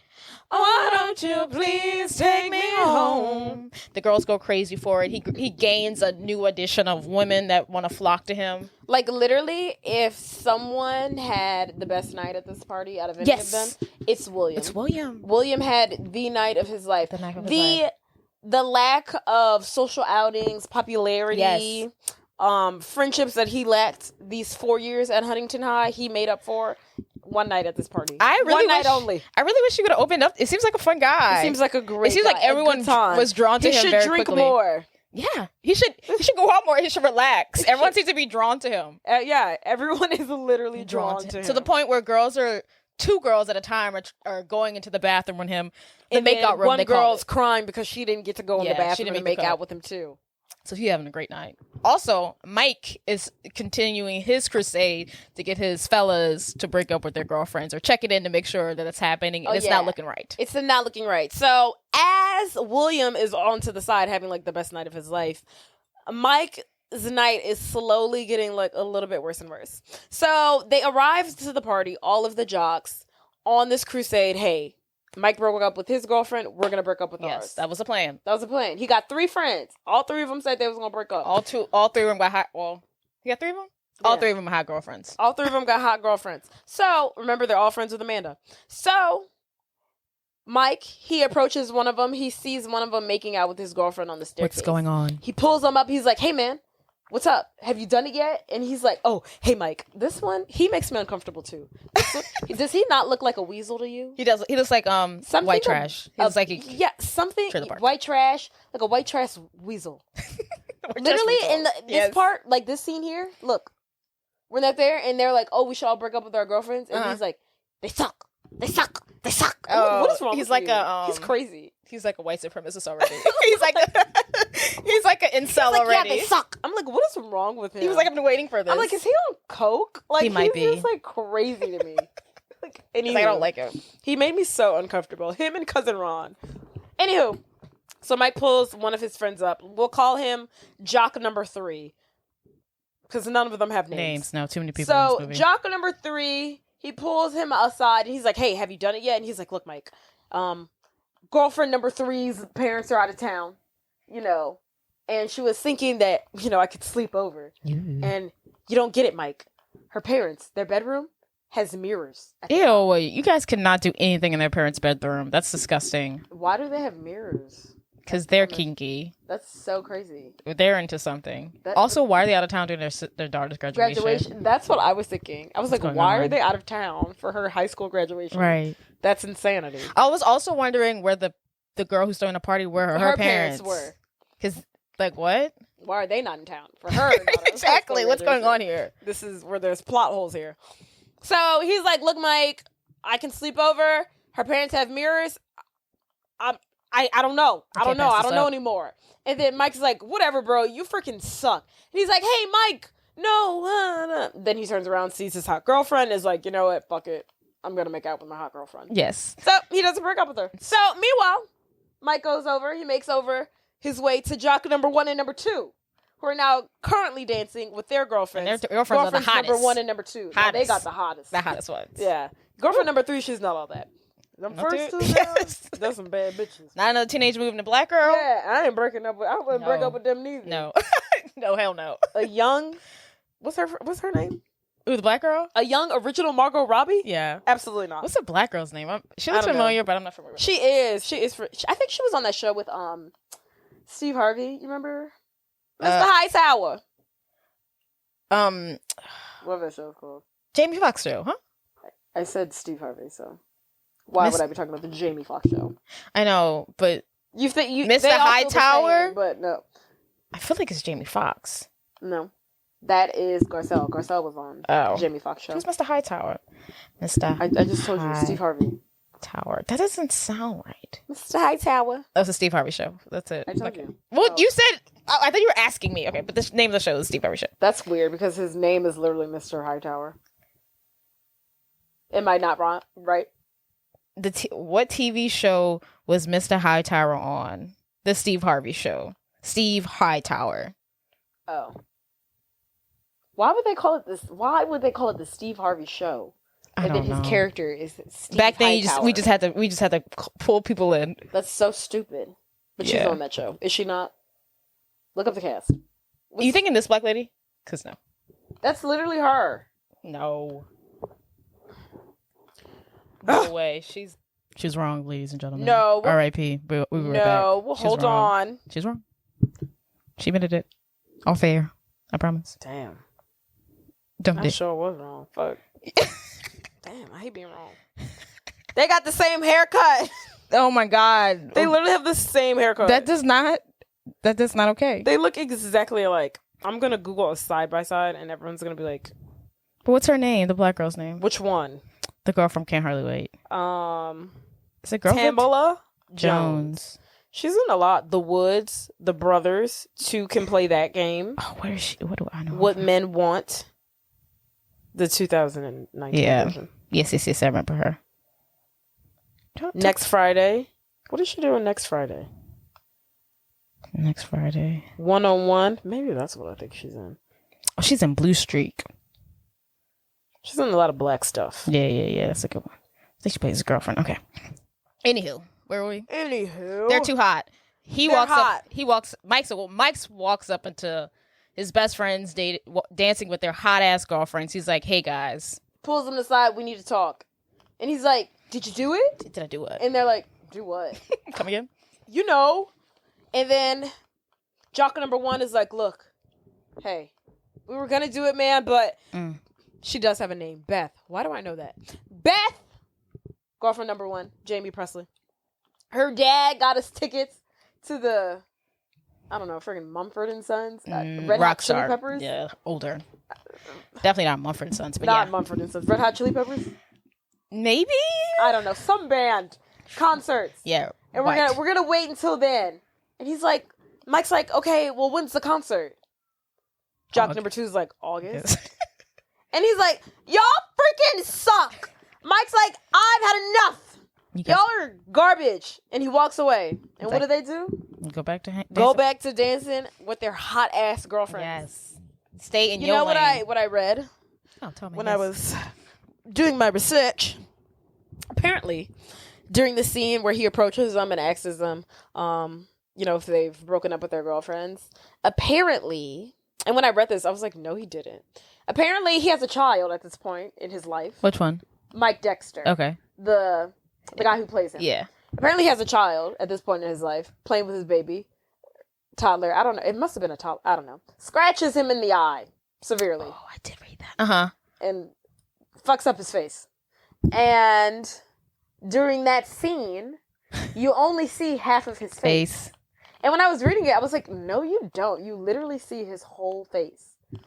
In the scene, you only see half of his face. That's so funny. The other half, it's like covered up by like a shadow. Oh.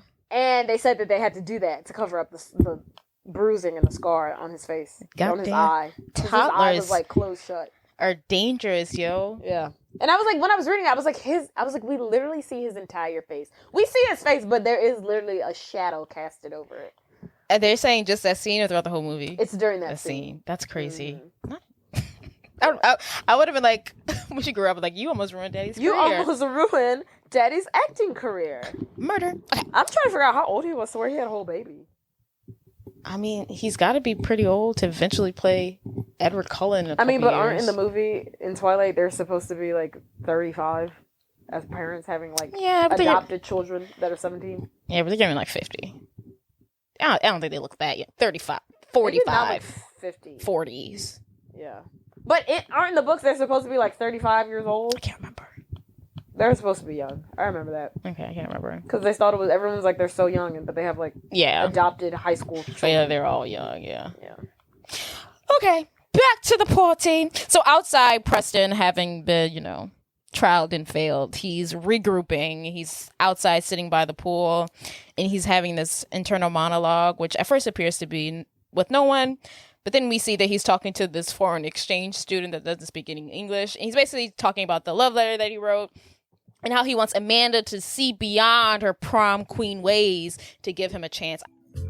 It's not just some sappy love letter telling her how my heart stops every time that I see her. It's in there. But it's not just to tell her how I think she's more than the homecoming queen, or Mike's girlfriend, or how there's this really amazing person inside of her that no one even bothers to see. It's in there too, but what it's really about is how she just give me a chance. Just one chance. Maybe we could find out if there's a reason for all of this. Why she's not with Mike tonight. And after 4 years, I'm still here with this letter. I think that's weird. And that's what he wrote in the letter. I think he's kind of creepy. I do think that's a little weird. Because you literally don't know her. You don't know she her. has no idea of your existence. She has no idea who he looks like. Nothing. She doesn't know he exists. Literally does not know he's a human being on this earth. It's not cool. It's weird. And he's like, I know you to be beyond the prom queen and Mike's girlfriend. But you don't, though. You don't. Y'all have never even held a conversation. They never have. She could be an asshole. She could literally be a Nazi, for all you know. And you wouldn't, because y'all have never spoken. A conversation. Ever. She'd be the worst person imaginable. She could literally be a psycho killer murderer. And he would not know. I thought you were about to say, she can literally be a Nazi. I was like, okay, you're really on this Nazi thing. I was going to say Nazi again, but I was like, I have to say something other than Nazi. I was like, oh wow, you should really think this girl's a Nazi. I wanted to say Nazi, but I was like, I have to say something other than her being a Nazi. I saw it. I was like, dang, you really stuck on this. She could be a Nazi. I was like, all right. I should have said it. I should have said she should have been Nazi. That's where I thought you were going. Woo. So after expressing himself to the foreign exchange student, Preston is back in action. He's ready to hit the grounds again. He's ready to confess his love for Amanda. He heads back into the party, walks into the room to see Amanda, and then we get what he's seeing, we're seeing different things. So right before he sees Amanda, we see Amanda talk to her cousin. Ron. And she's... I'm sorry. Yeah, go ahead. She's, gotten real vulnerable with Ron, right? Yes, she's like... vibing. Not like that, though. She's like, I understand why I dated him, but I don't know why I dated him so long. Yeah. And then he's like, well, why did you? And she was like, I don't know. She was like, when I was younger at my old, junior high school, I was a nobody. When I got to Huntington, Mike Dexter wanted to date me. I became Miss Popular overnight. It's crazy. And then that's all my identity ever was. I was Mike's girlfriend. And then he's like, so what changed? And she said, nothing. Nothing changed. Nothing. And that's what it is. That's the problem. Mike is still doing the same shit today that he was doing when we were freshmen, sophomores, and juniors. Disgusting. Giving the underclassmen wedgies and putting people's heads in the fucking toilet and all this shit. And he's the same. So last year. She's getting vulnerable. She's like, I don't know who I am outside of being Mike's girlfriend. Thank you for opening up, Amanda. That was amazing. Thank you. We love that. And Ron. What does Ron take from this, Jade? He takes this as an opportunity. They're sitting on the couch. He says, you know what, Amanda? I really feel like I've gotten a lot closer with you because of this conversation. And what does he do? He places his hand on her knee. Places his hand on her knee. And then she's like, why is your hand on my knee? Excuse-moi. And then he takes it even further. And what does he do? He forces himself on top of her. Yes. I wouldn't even say he kisses her. He mauls her. Yeah. Like an animal. It's her second cousin. Like a tiger. Gets on top mauling of a baby gazelle. Yes. It's horrendous. And then, as this is happening, Preston walks in. Poor Preston. And all he sees is this guy making out with the love of his life, Amanda Beckett. And what happens? He's heartbroken. Fate. He's emotionally devastated. Fake news, man. He takes the letter that he wrote for Amanda and he throws it in the trash. Garbage. He pitches it. Bye. So much for fate. So much for Barry Manilow and his song. BS. The world's a lie. After Preston walks away, Amanda pushes Ron off of her. And she's like, what are you doing? Gross. And he was like, it's okay, baby. It's okay. And she's like, you're my cousin. And he's like, you were totally asking for it. Eesh. He says, you were practically begging for Ooh, it. And she says, lock him up. She says, that is not what I was doing. And then she's like, you are disgusting. You are my cousin. He's like, only by marriage. And then she walks off. And he's like, wait, Amanda, you're not going to tell my parents about this, are you? So while that's going on, let's check back in with Denise and Kenny. So Denise and Kenny are still locked in the bathroom. No change there. And Not much. not much change going on there. But, while they're hanging out, they get to a talking. So I wouldn't even say hanging out, while they're forced to be in a small confinement with each other. So we learned that Denise and Kenny used to be childhood friends. They go way back. Before Kenny was a gangster. Before Kenny was the gangster. And before the Eminem replica that he is today. And before Denise was a total bitch. Before they completely shifted as human beings. They had sleepovers at each other's house. So weird. Boy, girl. I don't know. Did they go back to diapers? I don't know, but definitely, yeah. Right. But they were literally childhood friends, like BFFs. Gross. And she tells him to look in the mirror. Wake up, dude. You're white. And then he's like, what about you, little miss? I'm better than everybody. And she's like, I don't act like that. And he's like, oh my God, please. And then they start hashing up old shit. She brings up the fact that he stopped talking to her because he wanted to be cool and popular. He wanted to sit at the popular table. And he wrote on her locker that Denise Flemings is a tampon. Yeah. Whatever the hell that means. I'm not a tampon. I wear tampons, you bitch. Yes. That's what I would have said to that. I would have said to that. So he was so eager to be popular, and he stopped hanging out with her. I blame him. Yeah. He's a problem. Pretty much. Preston has left the party. He is feeling sad. He's driving around. He somehow ends up at his now old high school's football field, and he's just talking. Oh, that's where he is? Yeah, I'm pretty sure. That's what I think so. That's where I think he is. But he's basically just being like, why, Lord, have you forsaken me? I thought tonight was not. And he's like, I had everything right. I had the songs. Give me a sign, Lord. And while he's sitting on top of his car, he hears on the radio that Barry Manilow song again that he heard right before he went to the party about the dog or not about the dog, Mandy. Mm-hmm. And then he gets even bigger sign that Barry Manilow is going to be on this radio. Call in for any questions that you have. E1Z, bringing all your phone calls for the one and only Barry Manilow. Yeah. That was really weird. That was amazing. I tried to do like a radio voice. It wasn't bad. I felt like I started to lose it. I wasn't mad at it. I wasn't mad at it. I feel like I've done better. Impressions. Yeah, well, keep trying. I mean, I'm not going to write you a check for it, but that was fine. That's fair.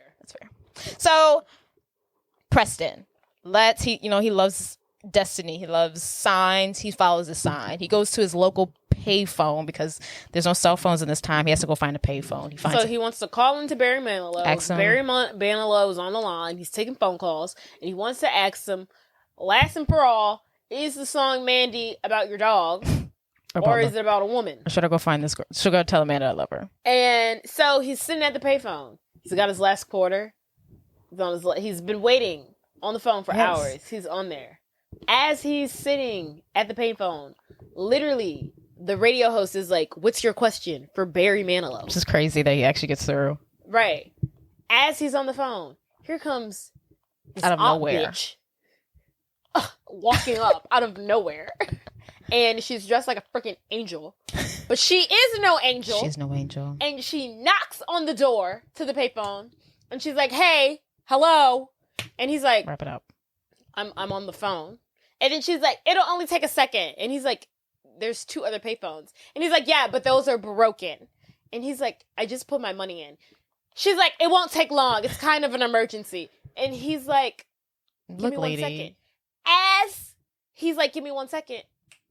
Here they are. What's your question for Barry Manilow?" She opens the door, she pops in, and she presses a little button that declines or ends the call on the payphone. That was not nice, lady. How did she know he wasn't a psychopath that was going to beat her up? There was no one around. He was within his bounds. To smack a bitch. I'm swinging on her. I swear to God. Because how you bust into somebody's... You don't know. I don't care if he's on Radio 1, FMZ, whatever. I just got in here. Like, don't open the door and press click on my phone call. Who are you? Who are you? And then she pushes him out of the way, makes her way into the payphone. And he's like, "Excuse me?" Are you crazy? And then she's like, "I think my phone call is just a little bit more important than yours." And he's like, "You don't know that. You don't know what I was calling for." So lo and behold, her car broke down. She's a freaking stripper. She's half naked. Her car broke down. She's at a so she needs to call a cab. You'll be fine. She could have waited like 5 minutes. She literally could have waited 5 minutes. So she exits from her call. They get into a screaming match. He's like, "What are you doing?" She calls him a weirdo for calling Barry Manilow. And then he's like, "Maybe I am a weirdo." And then she feels bad. She's like, okay, kid. Okay, I'm sorry. And then she decides to tell this story about her fate, or like how she had a similar thing for a celebrity. Scott Baio. Happy Days. Johnny loves Chachi.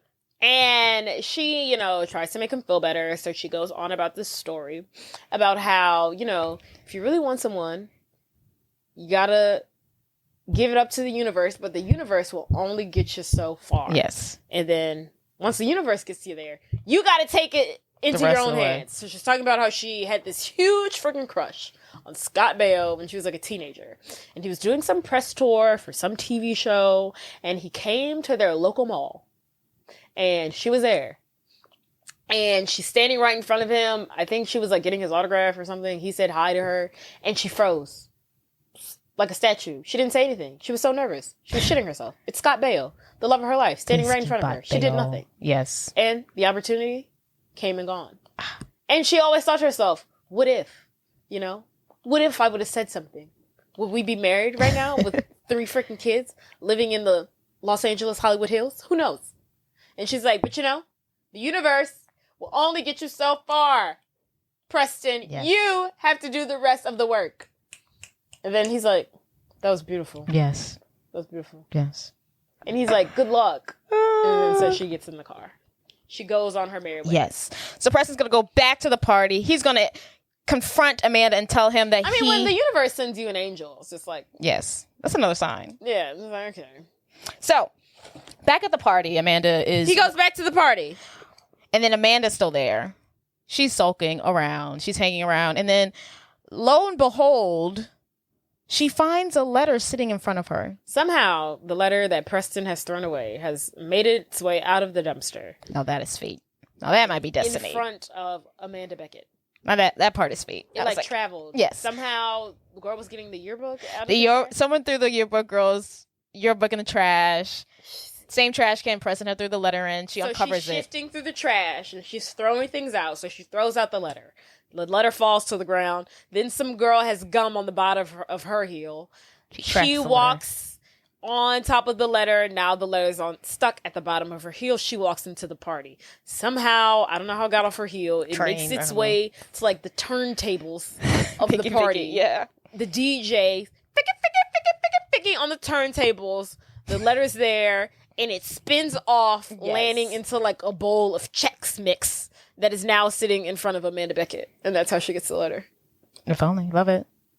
That is a stretch. Yes. I love it. But we'll take it. So Amanda sees the letter addressed to her. She opens it, sees that it's from Preston, and she loves the words inside the letter. And she's like, I have to figure out who this Preston guy is. Yes. These words are so beautiful. Lovely. So kind. So true. But who wrote it? I don't know. Preston? I have no idea who that is. So now she's on the mission to find the one and only Preston Myers. She asks a multitude of people. She asks this one girl, do you know who Preston is? Yeah, I know who Preston is, but you wouldn't know because you're Amanda Beckett and you're so full of yourself and you don't know anything. You're all sheep. You wouldn't take the time out to get to know an interesting soul like Preston or an interesting soul like me, for that matter. Work it, girl. You would just like to run around and boss around your little sheep. You're all sheep. Amen. Sheep. I like a crazy that girl. person. Oh, I like her. Then she meets these two potheads, one of them being Jason Segel. I think this is one of his first films, if not his first. And they're freaking high. And she asks them, so what does Preston look like? And they're like, Preston? I don't know. Well, his hair is I don't know. Brown. No, it's not really brown. Oh, he's tall. Yeah. He's kind of tall. Sort of tall. And he's like always wearing like t-shirts. Yeah.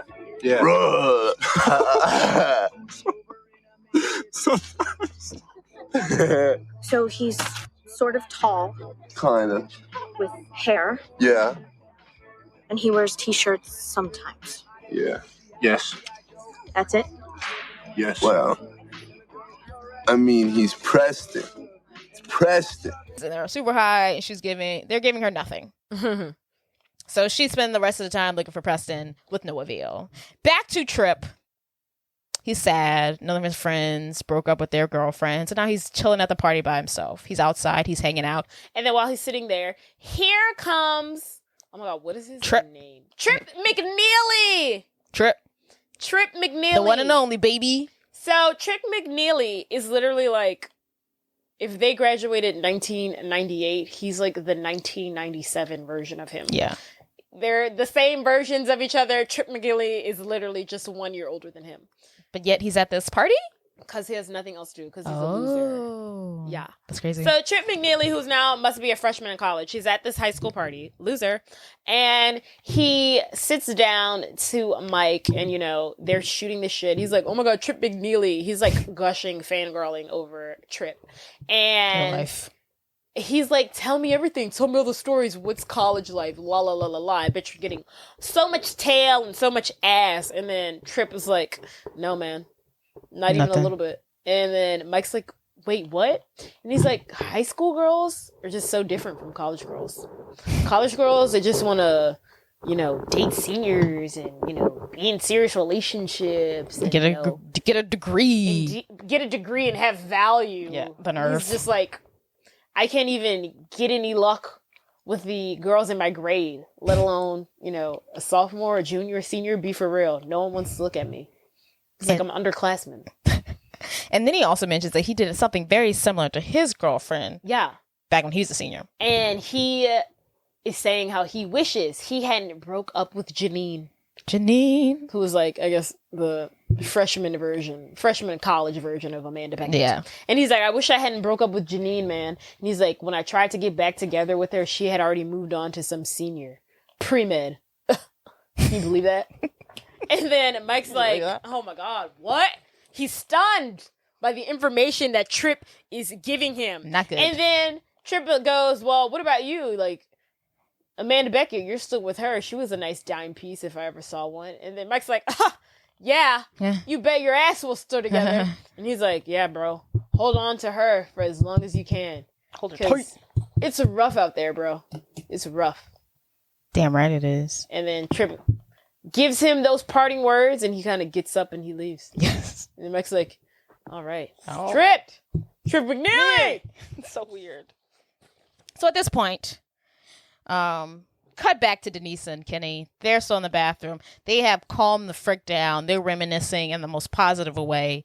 And it leads to Kenny kissing Denise, the lesbian. Oh my God, be for real. She's That's not okay. gay. Her hair's just short. So Kimmy kisses her, and at first she's like, and then he's like, and they're like, and then she kisses him back, and then they're like, they're literally that mean, but that girl, and she's like, the kombucha girl. That's literally what they're doing, and they just after a while they go for it. They're like, okay. Let's do this. And so they're like, you know what? Let's just go for it. Let's dig in. Let's dive in. My information. They have sex. They do it. Huh? Yeah. I actually like them. Their little sex scene. I think it's adorable. Oh, I don't enjoy it. You don't like it? He's so freaking tiny compared to her. Yeah. He's like a little baby on top of her. Literally. It's like he's half her size. I'm not into it that much. Whew. Wish him the best of luck. Okay. So now we're back downstairs at the party. Mike, having just talked to what's his name? Trip McNeely, stressed the hell out. Where's Amanda? I have to fix this. I have to find her. I have to find her. He is on a mission to find Amanda Beckett. He runs to that party and he's like, Amanda! Amanda! Have you seen Amanda? Have you seen Amanda? And he's like half drunk and he's like, Amanda! Amanda! And unfortunately for him, he finds her. Should have, not have. Unfortunately. Unfortunately About to for get him, dragged he for a film. finds her. And he's like, he goes up to her and he tries to kiss her. Does he? Yes. Girl. And she pushes him off and he's like, what are you doing? She's like, what are you doing? Why is everyone trying to molest this girl tonight? Literally. And then she's like, what are you doing? And he's like, I can't give my girlfriend a kiss. And she's like, ex-girlfriend. Yes. And he's like, yeah, I've been meaning to talk to you about that. Can we talk in private? And she's like, no. Whatever you got to say to me, you can say in front of all these people. Lordy. And then he's like, okay, well, I think we should get back together. And she's like, why? I think not. And he's like, what? She's like, why? Give me a reason. And he's like, and she's like, actually, you know what? Fuck that. No. Yes. And she's like, no, we're not getting back together. It's done. And he's like, I think you should really reconsider what you're saying right now. And then she's like, reconsider what? She's like, I don't want to be with you no more. You're childish, self-centered, and you're a jerk. I don't want to be with you. And then she's like, I can actually find someone who really wants to be with me. And he's like, whatever, Amanda. And he's like, who's gonna love you? And she's like, somebody. Wait, my favorite part is He when he says Amanda. And then the black dude laughs. Choke the hell out. He laughs and his girlfriend hits him. And He's like, shut up. Like, he was like, that was the best thing I heard He in was forever. like, that was hilarious. I'm like, what? He's like, Amanda. Right. And then she's like, well, somebody will love me. And he's like, more like nobody. And she's like, gee, Mike, you really got me there. Good one, buddy. And she walks off, leaving him still single, embarrassed, and humiliated in front of his entire senior class. And everyone's laughing and at him. And someone calls him the F word. Sorry. It's when he confesses to William right after. And he's like, someone in there called me an F word. Cracks me up. Ooh. So, you know what I love about this movie? Tell me. Just like in Not Another Teen Movie, they have like the people like shouting out random stuff in the background. We don't see them, but we hear them screaming. I love it. Can we get more from that for movies, please? Yes. So following this breakup or second breakup or just this humiliation, Amanda walks off and she's immediately hounded by men. Literally, boys. After this breakup, literally, if not every dude at the party goes up to her and he's like, Amanda, what you did was like really awesome. I would love to take you to the back of my car and like undo your bra. It's actually really weird how sexual they are to her. How they all sexualize her. It's like really one weird. of them is like, Amanda, I never told you this, but like freshman year you gave me a boner. Yeah, we danced at a dance and you gave me a boner. And then someone else was like, Amanda, and then he just like stops, looks at her boobs, and he's like, God, you're hot. And then she's like, oh my goodness. Like, is she that sexual? What? Have you never seen a woman before? What? It's just really It's peculiar. weird. I'm like, what image of her did y'all have? Of her, like, that y'all thought y'all could just objectify her to her face is crazy. I guess that's what happens when you're popular and people don't see you as a human. They see you as just that's an true. object of That their is affection. true. So, after being hit on and sexualized for the umpteenth time at this party, she's fed up. I'm done. But I'm out. As she has reached her freaking peak, this is the moment that Preston Myers has now emerged. He has a newfound confidence. He just talked to the angel stripper, and he's like, I've got to talk to Amanda. This is the opportunity. We're meant to be together. He's trying to find her, and unfortunately, he does find her. Unfortunately, he finds her. He finds her. So he finds her. He finds Amanda. He runs up to her, and he's like, Amanda, I've been looking all night for you. She stops. She listens. And he goes on, and he says, look, if you could just give me like 5 minutes, and we could go somewhere. And she says, oh, my God, I've had enough. What is wrong with you? What is wrong with y'all? You are just like every other guy at this party. Preach. Have been sexualizing some weird, twisted fantasy that we shared for 5 seconds that you've probably been carrying on for the last 4 years of your life that meant literally nothing to me. And you have been using this as some weird, twisted fantasy, and you've been obsessing over me for the last fucking 4 years. But guess what? Y'all are all weird, and I'm not into any of you. Leave me alone. I feel like she was very correct about William because it is kind of weird. Like, yeah, no, Preston. But she is right. He has been fantasizing over this one incident that happened 4 years ago that she has no recollection of whatsoever. She just weird. It's weird. So she has now embarrassed the second gentleman of the night. Make it more. Party. Make it 10. Yeah, keep it going. She's just reading dudes left and right at this party. So she has embarrassed Preston. Yes. And everyone's laughing. Some people are clapping. And, you know, she runs off. She scurries off. She's had her moment. And Preston is left there brokenhearted, crushed. He said, I'm gonna leave the party for the 18th time. I'm out. This is it. I'm done. Good night, everyone. We're done. I'm done. So someone else tonight also has, a plan, and that is Williams. He kind of forgot about it for a little bit because he got really drunk. He's having a great time, but he's seen Mike get embarrassed, and he's like, oh, yes. That's why I'm here. That's why I'm here. Embarrass Mike Dexter. So Mike runs off to another room to cry about how everyone's embarrassed. Everyone is yelling at him and being mean to him, and someone called him the F word, and I'm not cool anymore. Yeah, my friends ditched me. My girlfriend broke up with me, and someone in there called me an F word. And then William walks into the room. He's like, Mike, come outside with me. Come to the pool house. There's something cool back there. Come with me. Come on. And then Mike turns to William, and he just starts crying in his arms. He hugs him and he William's cries. Like, what the fuck? What is this? William's like very confused. And he's like, it's gonna be okay, buddy. It'll be fine. Yeah. And then so in this moment of bromance, consoling, they start to bond. They have a heart to heart. They're both drunk. Somehow it turns to them sitting at the piano together, having some laughs, drinking some brewskis. They are literally overnight best friends. Yes. They are now BFFs. brothers. And then it also helps that Mike apologizes to William. Oh, he sure does. Hey, you remember that time where I tripped you in front of the whole school and everyone laughed? He's like, yeah, earlier today at graduation. He's like, yeah, I'm really sorry about that. Oh, that's hilarious. I missed that part. I got it the second time. He's like, remember you tripped me? He was like, yeah, earlier today at graduation. It's like, yeah, I'm really sorry about that. So he apologizes for all the mean things that he did. Well, he apologizes for one thing. I feel like there's a list that the list definitely is. But it's a start. William's a nice guy, so he's like, forget about it. He's like, William's really like, forget about it. It's no big deal. I wasn't trying to make everyone think you were gay tonight. Water under the bridge. Yeah, nothing that you've ever done has affected me. It's cool, dude. Ever. Yeah. So those two are going to be bromantics for the rest of the night. Okay, so back to Amanda. She's told off Preston. She's leaving the party, and guess who she runs into? Yearbook girl. Amanda, can you send me yearbook?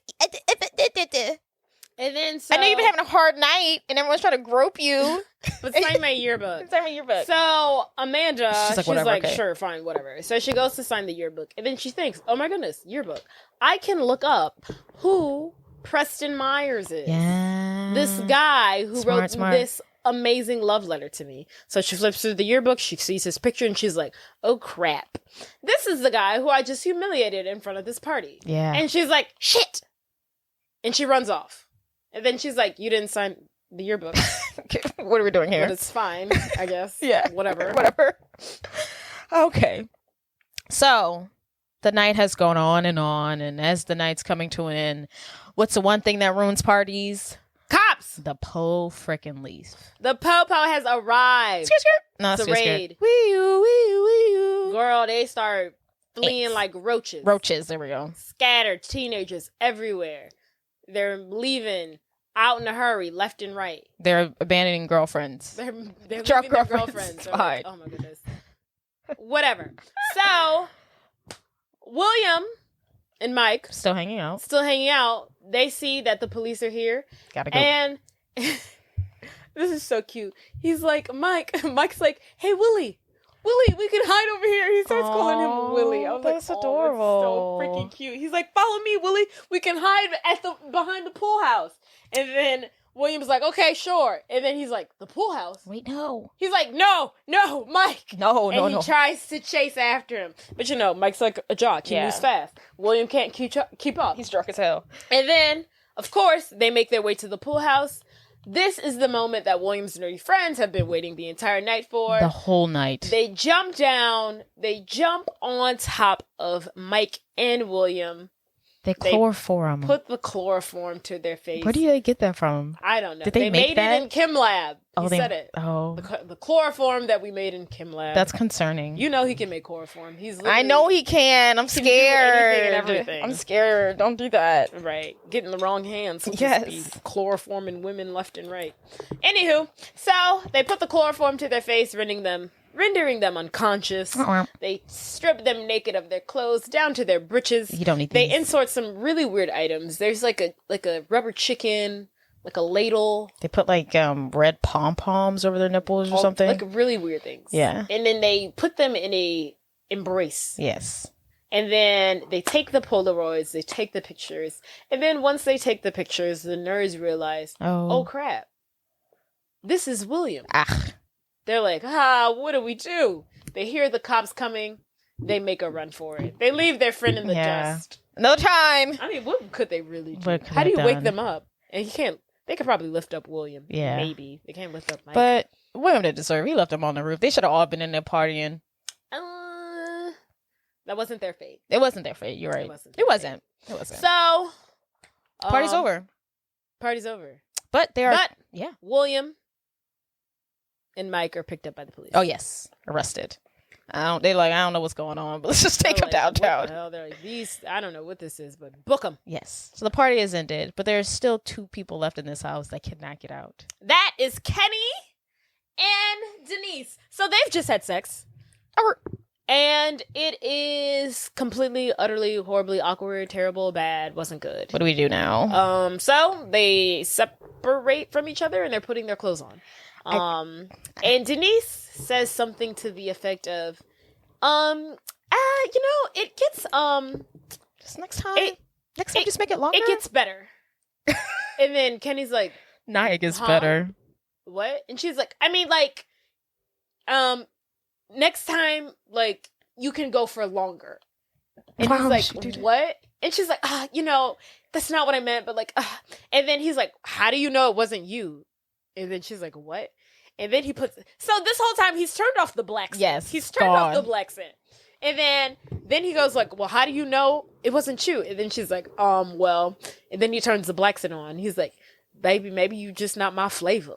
And she's like, okay, you're an asshole. You're done. And you're done. You're done. You're done. And she puts her clothes on and she's like, you're an asshole. And he's like, wait, Denise, that's not what I meant. But before he can really plead his case, in walks the party host, whose hair is now disheveled. It's a rat's nest. She has reached a new peak of anger, anxiety, and stress. She walks in and she's like, what are you doing in here? And then they're like, we couldn't get out because of the door. And then she's like, oh, I'll help you.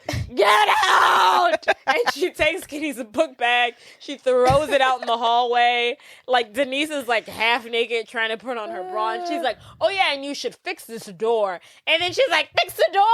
Fix the door? I'll fix you. Get the hell out of here if I murder you. She's like a woman possessed. She's my favorite. And so they get out of there. And then Kenny's like running after. He's like, Denise. And Denise don't want no parts of him. No. But then we see Denise walking home in the dark by herself. Kenny, who is following her in his car, his very large expedition, honey. He's or like, is it Escalade? Like, it's a huge car. Yeah, it's huge for a high schooler. It's like a mom mobile. A Tahoe. He's like in somewhere. Yeah. Really big. So he catches up to Denise in his car and he pulls over. He's like, Denise, can we talk? I'm so sorry about what I said. I didn't mean it. And she apologizes. Because honestly, Denise, why would you say that? Like, why would you say? Why would you say that? Well, no, now's not the time. Now's not the time. Now's not the time. Now's not the time. Now's not the time. Maybe if he asked, but now is not the time. Like, could you imagine? No, now is not the time for you to critique anything. He just lost his virginity the first time. You look at to someone and say, you know what? That kind of sucked. She didn't say that. She said, next, it gets better. But it was fine for him. It could go for longer. He knows that. Shut up. And he's like, what are you, some kind of expert? What, you said you've done it like one time before? She didn't have to say that. So he apologizes. She apologizes. It's water under the bridge. They kiss. They're gonna be fine. So it's been a long night. That was a really quick turnaround for them. I liked it. I mean, like, it wasn't like that's not harp over this. I'm glad it wasn't drawn out. The movie's only an hour 20 minutes. Yeah. So I guess we really didn't have to. But it didn't. I mean, could you imagine being like, we broke up because? But literally, it's like she's like, fuck you, and then the next scene they're like, she's like, okay, fine, I forgive you. I like that. I feel like there should have been a scene in between. But anyway, you know, the walk home, everyone calms down. Let's think about what happened. I feel like it helped that they both felt bad for what they said. They reconcile. Yes, it's the next morning. William wakes up in prison. He wakes up in a jail cell. He's hungover. He's drunk. He's like, oh my god, he has a headache. He's like, oh, where am I? The police officer comes into the cell and he's like, William Lichter, your bail has been posted. And then he's like, what? Oh my god. And he's like, yeah, your parents are here to pick you up. And he's like, oh my god, are they angry? Are they upset? My father, does he have a weapon, a gun, a rifle? Is he gonna kill me? And then the cop's like, no, your parents actually feel a little bit sad for you, honestly, more than anything. They're concerned.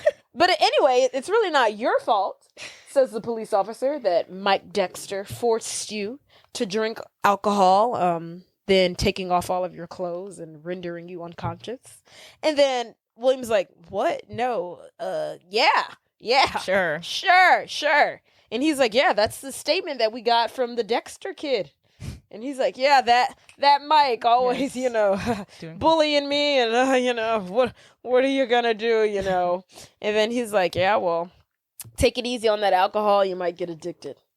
And William's like, yeah. That was very cool of Mike. It was very nice of him to take the fall. I don't know. I wonder, did he do that just to like, okay, I'm gonna help him out, or like, I just want to get this over with? But I think it was I didn't think of it as like I'm gonna help him out. I thought of it as this is the easy way out. I want it to be, if this gets out, I want it to be known that I was bullying him. Oh, that's how I took it. Yeah, like, I bullied him into this, like a bully. Also, it wasn't a cool thing. Yeah, that makes more sense. Yeah. Oh, but I can see why William thought it was cool. Poor William. Oh, he's such a nice guy. I love William. Love him. William's my favorite character in this movie after Kevin. No, love. I gotta have sex tonight. Love Burgers is my favorite people. That's my favorite crew. I will say, we didn't mention that they reconcile at the end of the night and they play one last song, and they try to do. They literally don't play a song. We don't see them. They can't decide what song to play. Yeah, they don't. Oh, they don't. But they reconcile. Also, yearbook girl, William threw her yearbook in the pool. So. Oh, he does. So that's that. So she never gets all those signatures. But okay, it's that morning. Preston meets up with Denise at their local diner. And he is shocked to hear that the night before, Denise and Kitty had relations. And not only that he is in the diner waiting for her to talk and date and do their thing. And study real bad. study real bad. I was like, you know what I heard out? What I heard recently? You know the term "going steady"? Yeah. Did you know it is in fact going steady, as in STEADY, and we just not STUDY, like studying. Did you know that? No. You thought it was we're going study. Like study, like I'm reading a book. Yeah. That's what I thought too. Did we turn into that? No, it's always been we're going steady. We're going steady.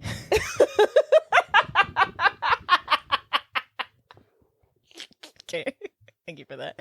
The showmanship of the word. We're going steady. Because I want you to know, not study. We're flipping the books and we're reading. We're going steady. So there's no way that we all have been saying it wrong. Or some people saying it right, and this is how I figured it out. I was playing a prank on one of my teammates, Reagan. We went out. I was sitting next to this white boy in this picture, and she was like, "Who is this?" I was like, "Girl, that's my boyfriend. We're going steady." And she was like, "What?" She was like, "I was like, we're going steady," and she was like, "What the? You're studying together?" She was like, "You're in school again? What are you talking about?" And I'm like, "You've never heard the term we're going study?" And then she was like, "You mean we're going steady?" It's like, no. And then I was like, "No, bitch." And then I tried to tell her because she's younger than me. I'm like, "Oh my God, you're so young. You don't know anything." From the 50s. I was like, it's a term from the 50s. Yeah. People use it when they're talking about being in a relationship with somebody. And then she pulls it up. She pulls up like on Google. And it says going steady. She was like, "You mean going steady, bitch?" And I was like, there's no way. Right now? There's no way she knows. No, it's literally we're going steady. Did you try to look up going steady? I looked it up. Nowhere. There is no we're going steady. Is it just us two that have been saying it wrong, maybe? Apparently so. Everybody else knows it's going steady. Which I like going steady. Because I thought it's a 50s term. We're going steady. Like, ooh, we're going this is the only time we can hang out. We're studying. We're hanging out, reading books and flirting and doing our homework together. Yeah. Which means we're dating. I thought that too. Yeah. Is this the Mandela effect? Are we in a time warp? I don't know. But when she said it's going steady, I was like, you're joking. I have to make sure that other people also thought it was going steady. Yeah. I'm going to research this after. Because there's no way. Writes down. Going steady. Jesus. I was stunned. I was like shocked. There's no way. My whole life is a lie. Right. Taught by some child. That's crazy. Where were we at? So why did we segue into that? Because Denise and Kenny are going steady. Yes. Now. And then so Denise is telling him, Preston, like, "Hey, yeah, I hooked up with Kenny last night. Maybe it is fate." And he's like, "What the hell?" And then so she's like, "Okay, whatever, enough about me. Amanda, did it happen?" And he's like, "Did you give her the letter?" And Preston's like, "Yes." And she's like, "So anything?" And he shakes his head in disappointment and is like, No, it didn't happen." Mm-mm. And she's like, "It's fine. And then so she says something to the effect of, "You know what, Preston? The universe do be universing." Yes, I do believe in it. But sometimes it just be doing it in weird ways. Right. And the Preston's like, "Yeah, especially in your situation." LOL. And then they say their goodbyes to each other. Goodbye. Because we failed to mention this day, the day after the party. Yes. Preston is heading off to Boston. I guess that's where Dartmouth is. No, he's going on a writing workshop. Oh. No, he's not going to college yet. He's off to a writing workshop for. But Dartmouth isn't in Boston? It's in New Jersey. No, it's in New Hampshire. Oh. So I guess he's not going to Dartmouth. Anywho, yes, Preston is off to the train station. But before we catch him at the train station, him and Denise say their goodbyes to each other. Yes. And they go off to the train station. Denise goes back into the diner. She sits next to Kenny, and she looks like she has regret on her face. Everything that she's done in the last 24 hours, she's like, why did I do that? Like, her face is full of regret. And then we get like a still. Of their image. That, yeah. Like a freeze frames on their face. And then it says that Denise dumped Kenny. 10 minutes later, they found a bathroom and got back together. Yes. So that concludes the story of Denise and Kenny. How long do you think they date? Because it's not that long. I think they make it through the summer. Okay, that's fair. She goes off to NYU. He goes off to UCLA. There's not going to be. Yeah, much for I was them. gonna give it a year, but yeah, summer's A good. year? Absolutely not. Absolutely not. And then Those William two. comes after a long day. He comes into the diner. I guess he was trying to grab some food, maybe take it to go. Who knows? Then he sees his old pal Mike. Sitting with jock number 1, 2, and 3. Yes. Meanwhile, those freaking 4 idiots are having a conversation about how they still should break up with their girlfriends. I'm like, y'all are Losers. still on this. And then Mike is like, that's what I'm telling y'all, bro. Y'all should break up with them. And they're Don't like, do yeah, it. maybe we should. And he's like, I'm telling you. So And stupid. then so enters William. He sees Mike. And he's like, Mike, buddy. Ugh. They're all sitting in a booth. And he tries to like slide in. And Michael, shoves William to the side so quickly. No. And he's like, hold on, nerd. No. What do you think you're doing? I hate it. And then William's like, and he's like, beat it, Urkel. No, it's not nice. And he like slaps him on the face. It breaks my heart. Rude. It breaks my heart. But this makes me feel better. Then we get This makes me feel a little bit better. We get a freeze frame. Okay. We get the conclusion of William's story. William became one of the most popular students at Harvard. Yes. He formed his own computer company that has made him worth millions, and he has been dating a supermodel. Work William. In Michael's face. Because we also get the conclusion of Mike Dexter's story. Tell me it. And it is not as successful and pretty as William's. Mike went to college, but after drinking too much, lost his football scholarship. Ha. He ended up 40 pounds overweight and working at a car wash. A job he lost when incriminating Polaroids surfaced. Those Polaroids are the Polaroids Yes. of him and William, Yes. half naked, with weird sex toys around What them. do you think? Do you think William released those? Oh, Because where did they get? It has to have been. Or maybe the police had them. Where did they get them? Did they drop? Did the nerds drop them, or did they take them with them? Where did Where did the Polaroids come from? Because at the end of the film, the universe. It's the universe. This movie's all about the universe. And then we're at the train station. All right, here we go. The final story. The story we're here for. We're all been waiting for. Preston. He arrives at the train station. Why is he taking a train?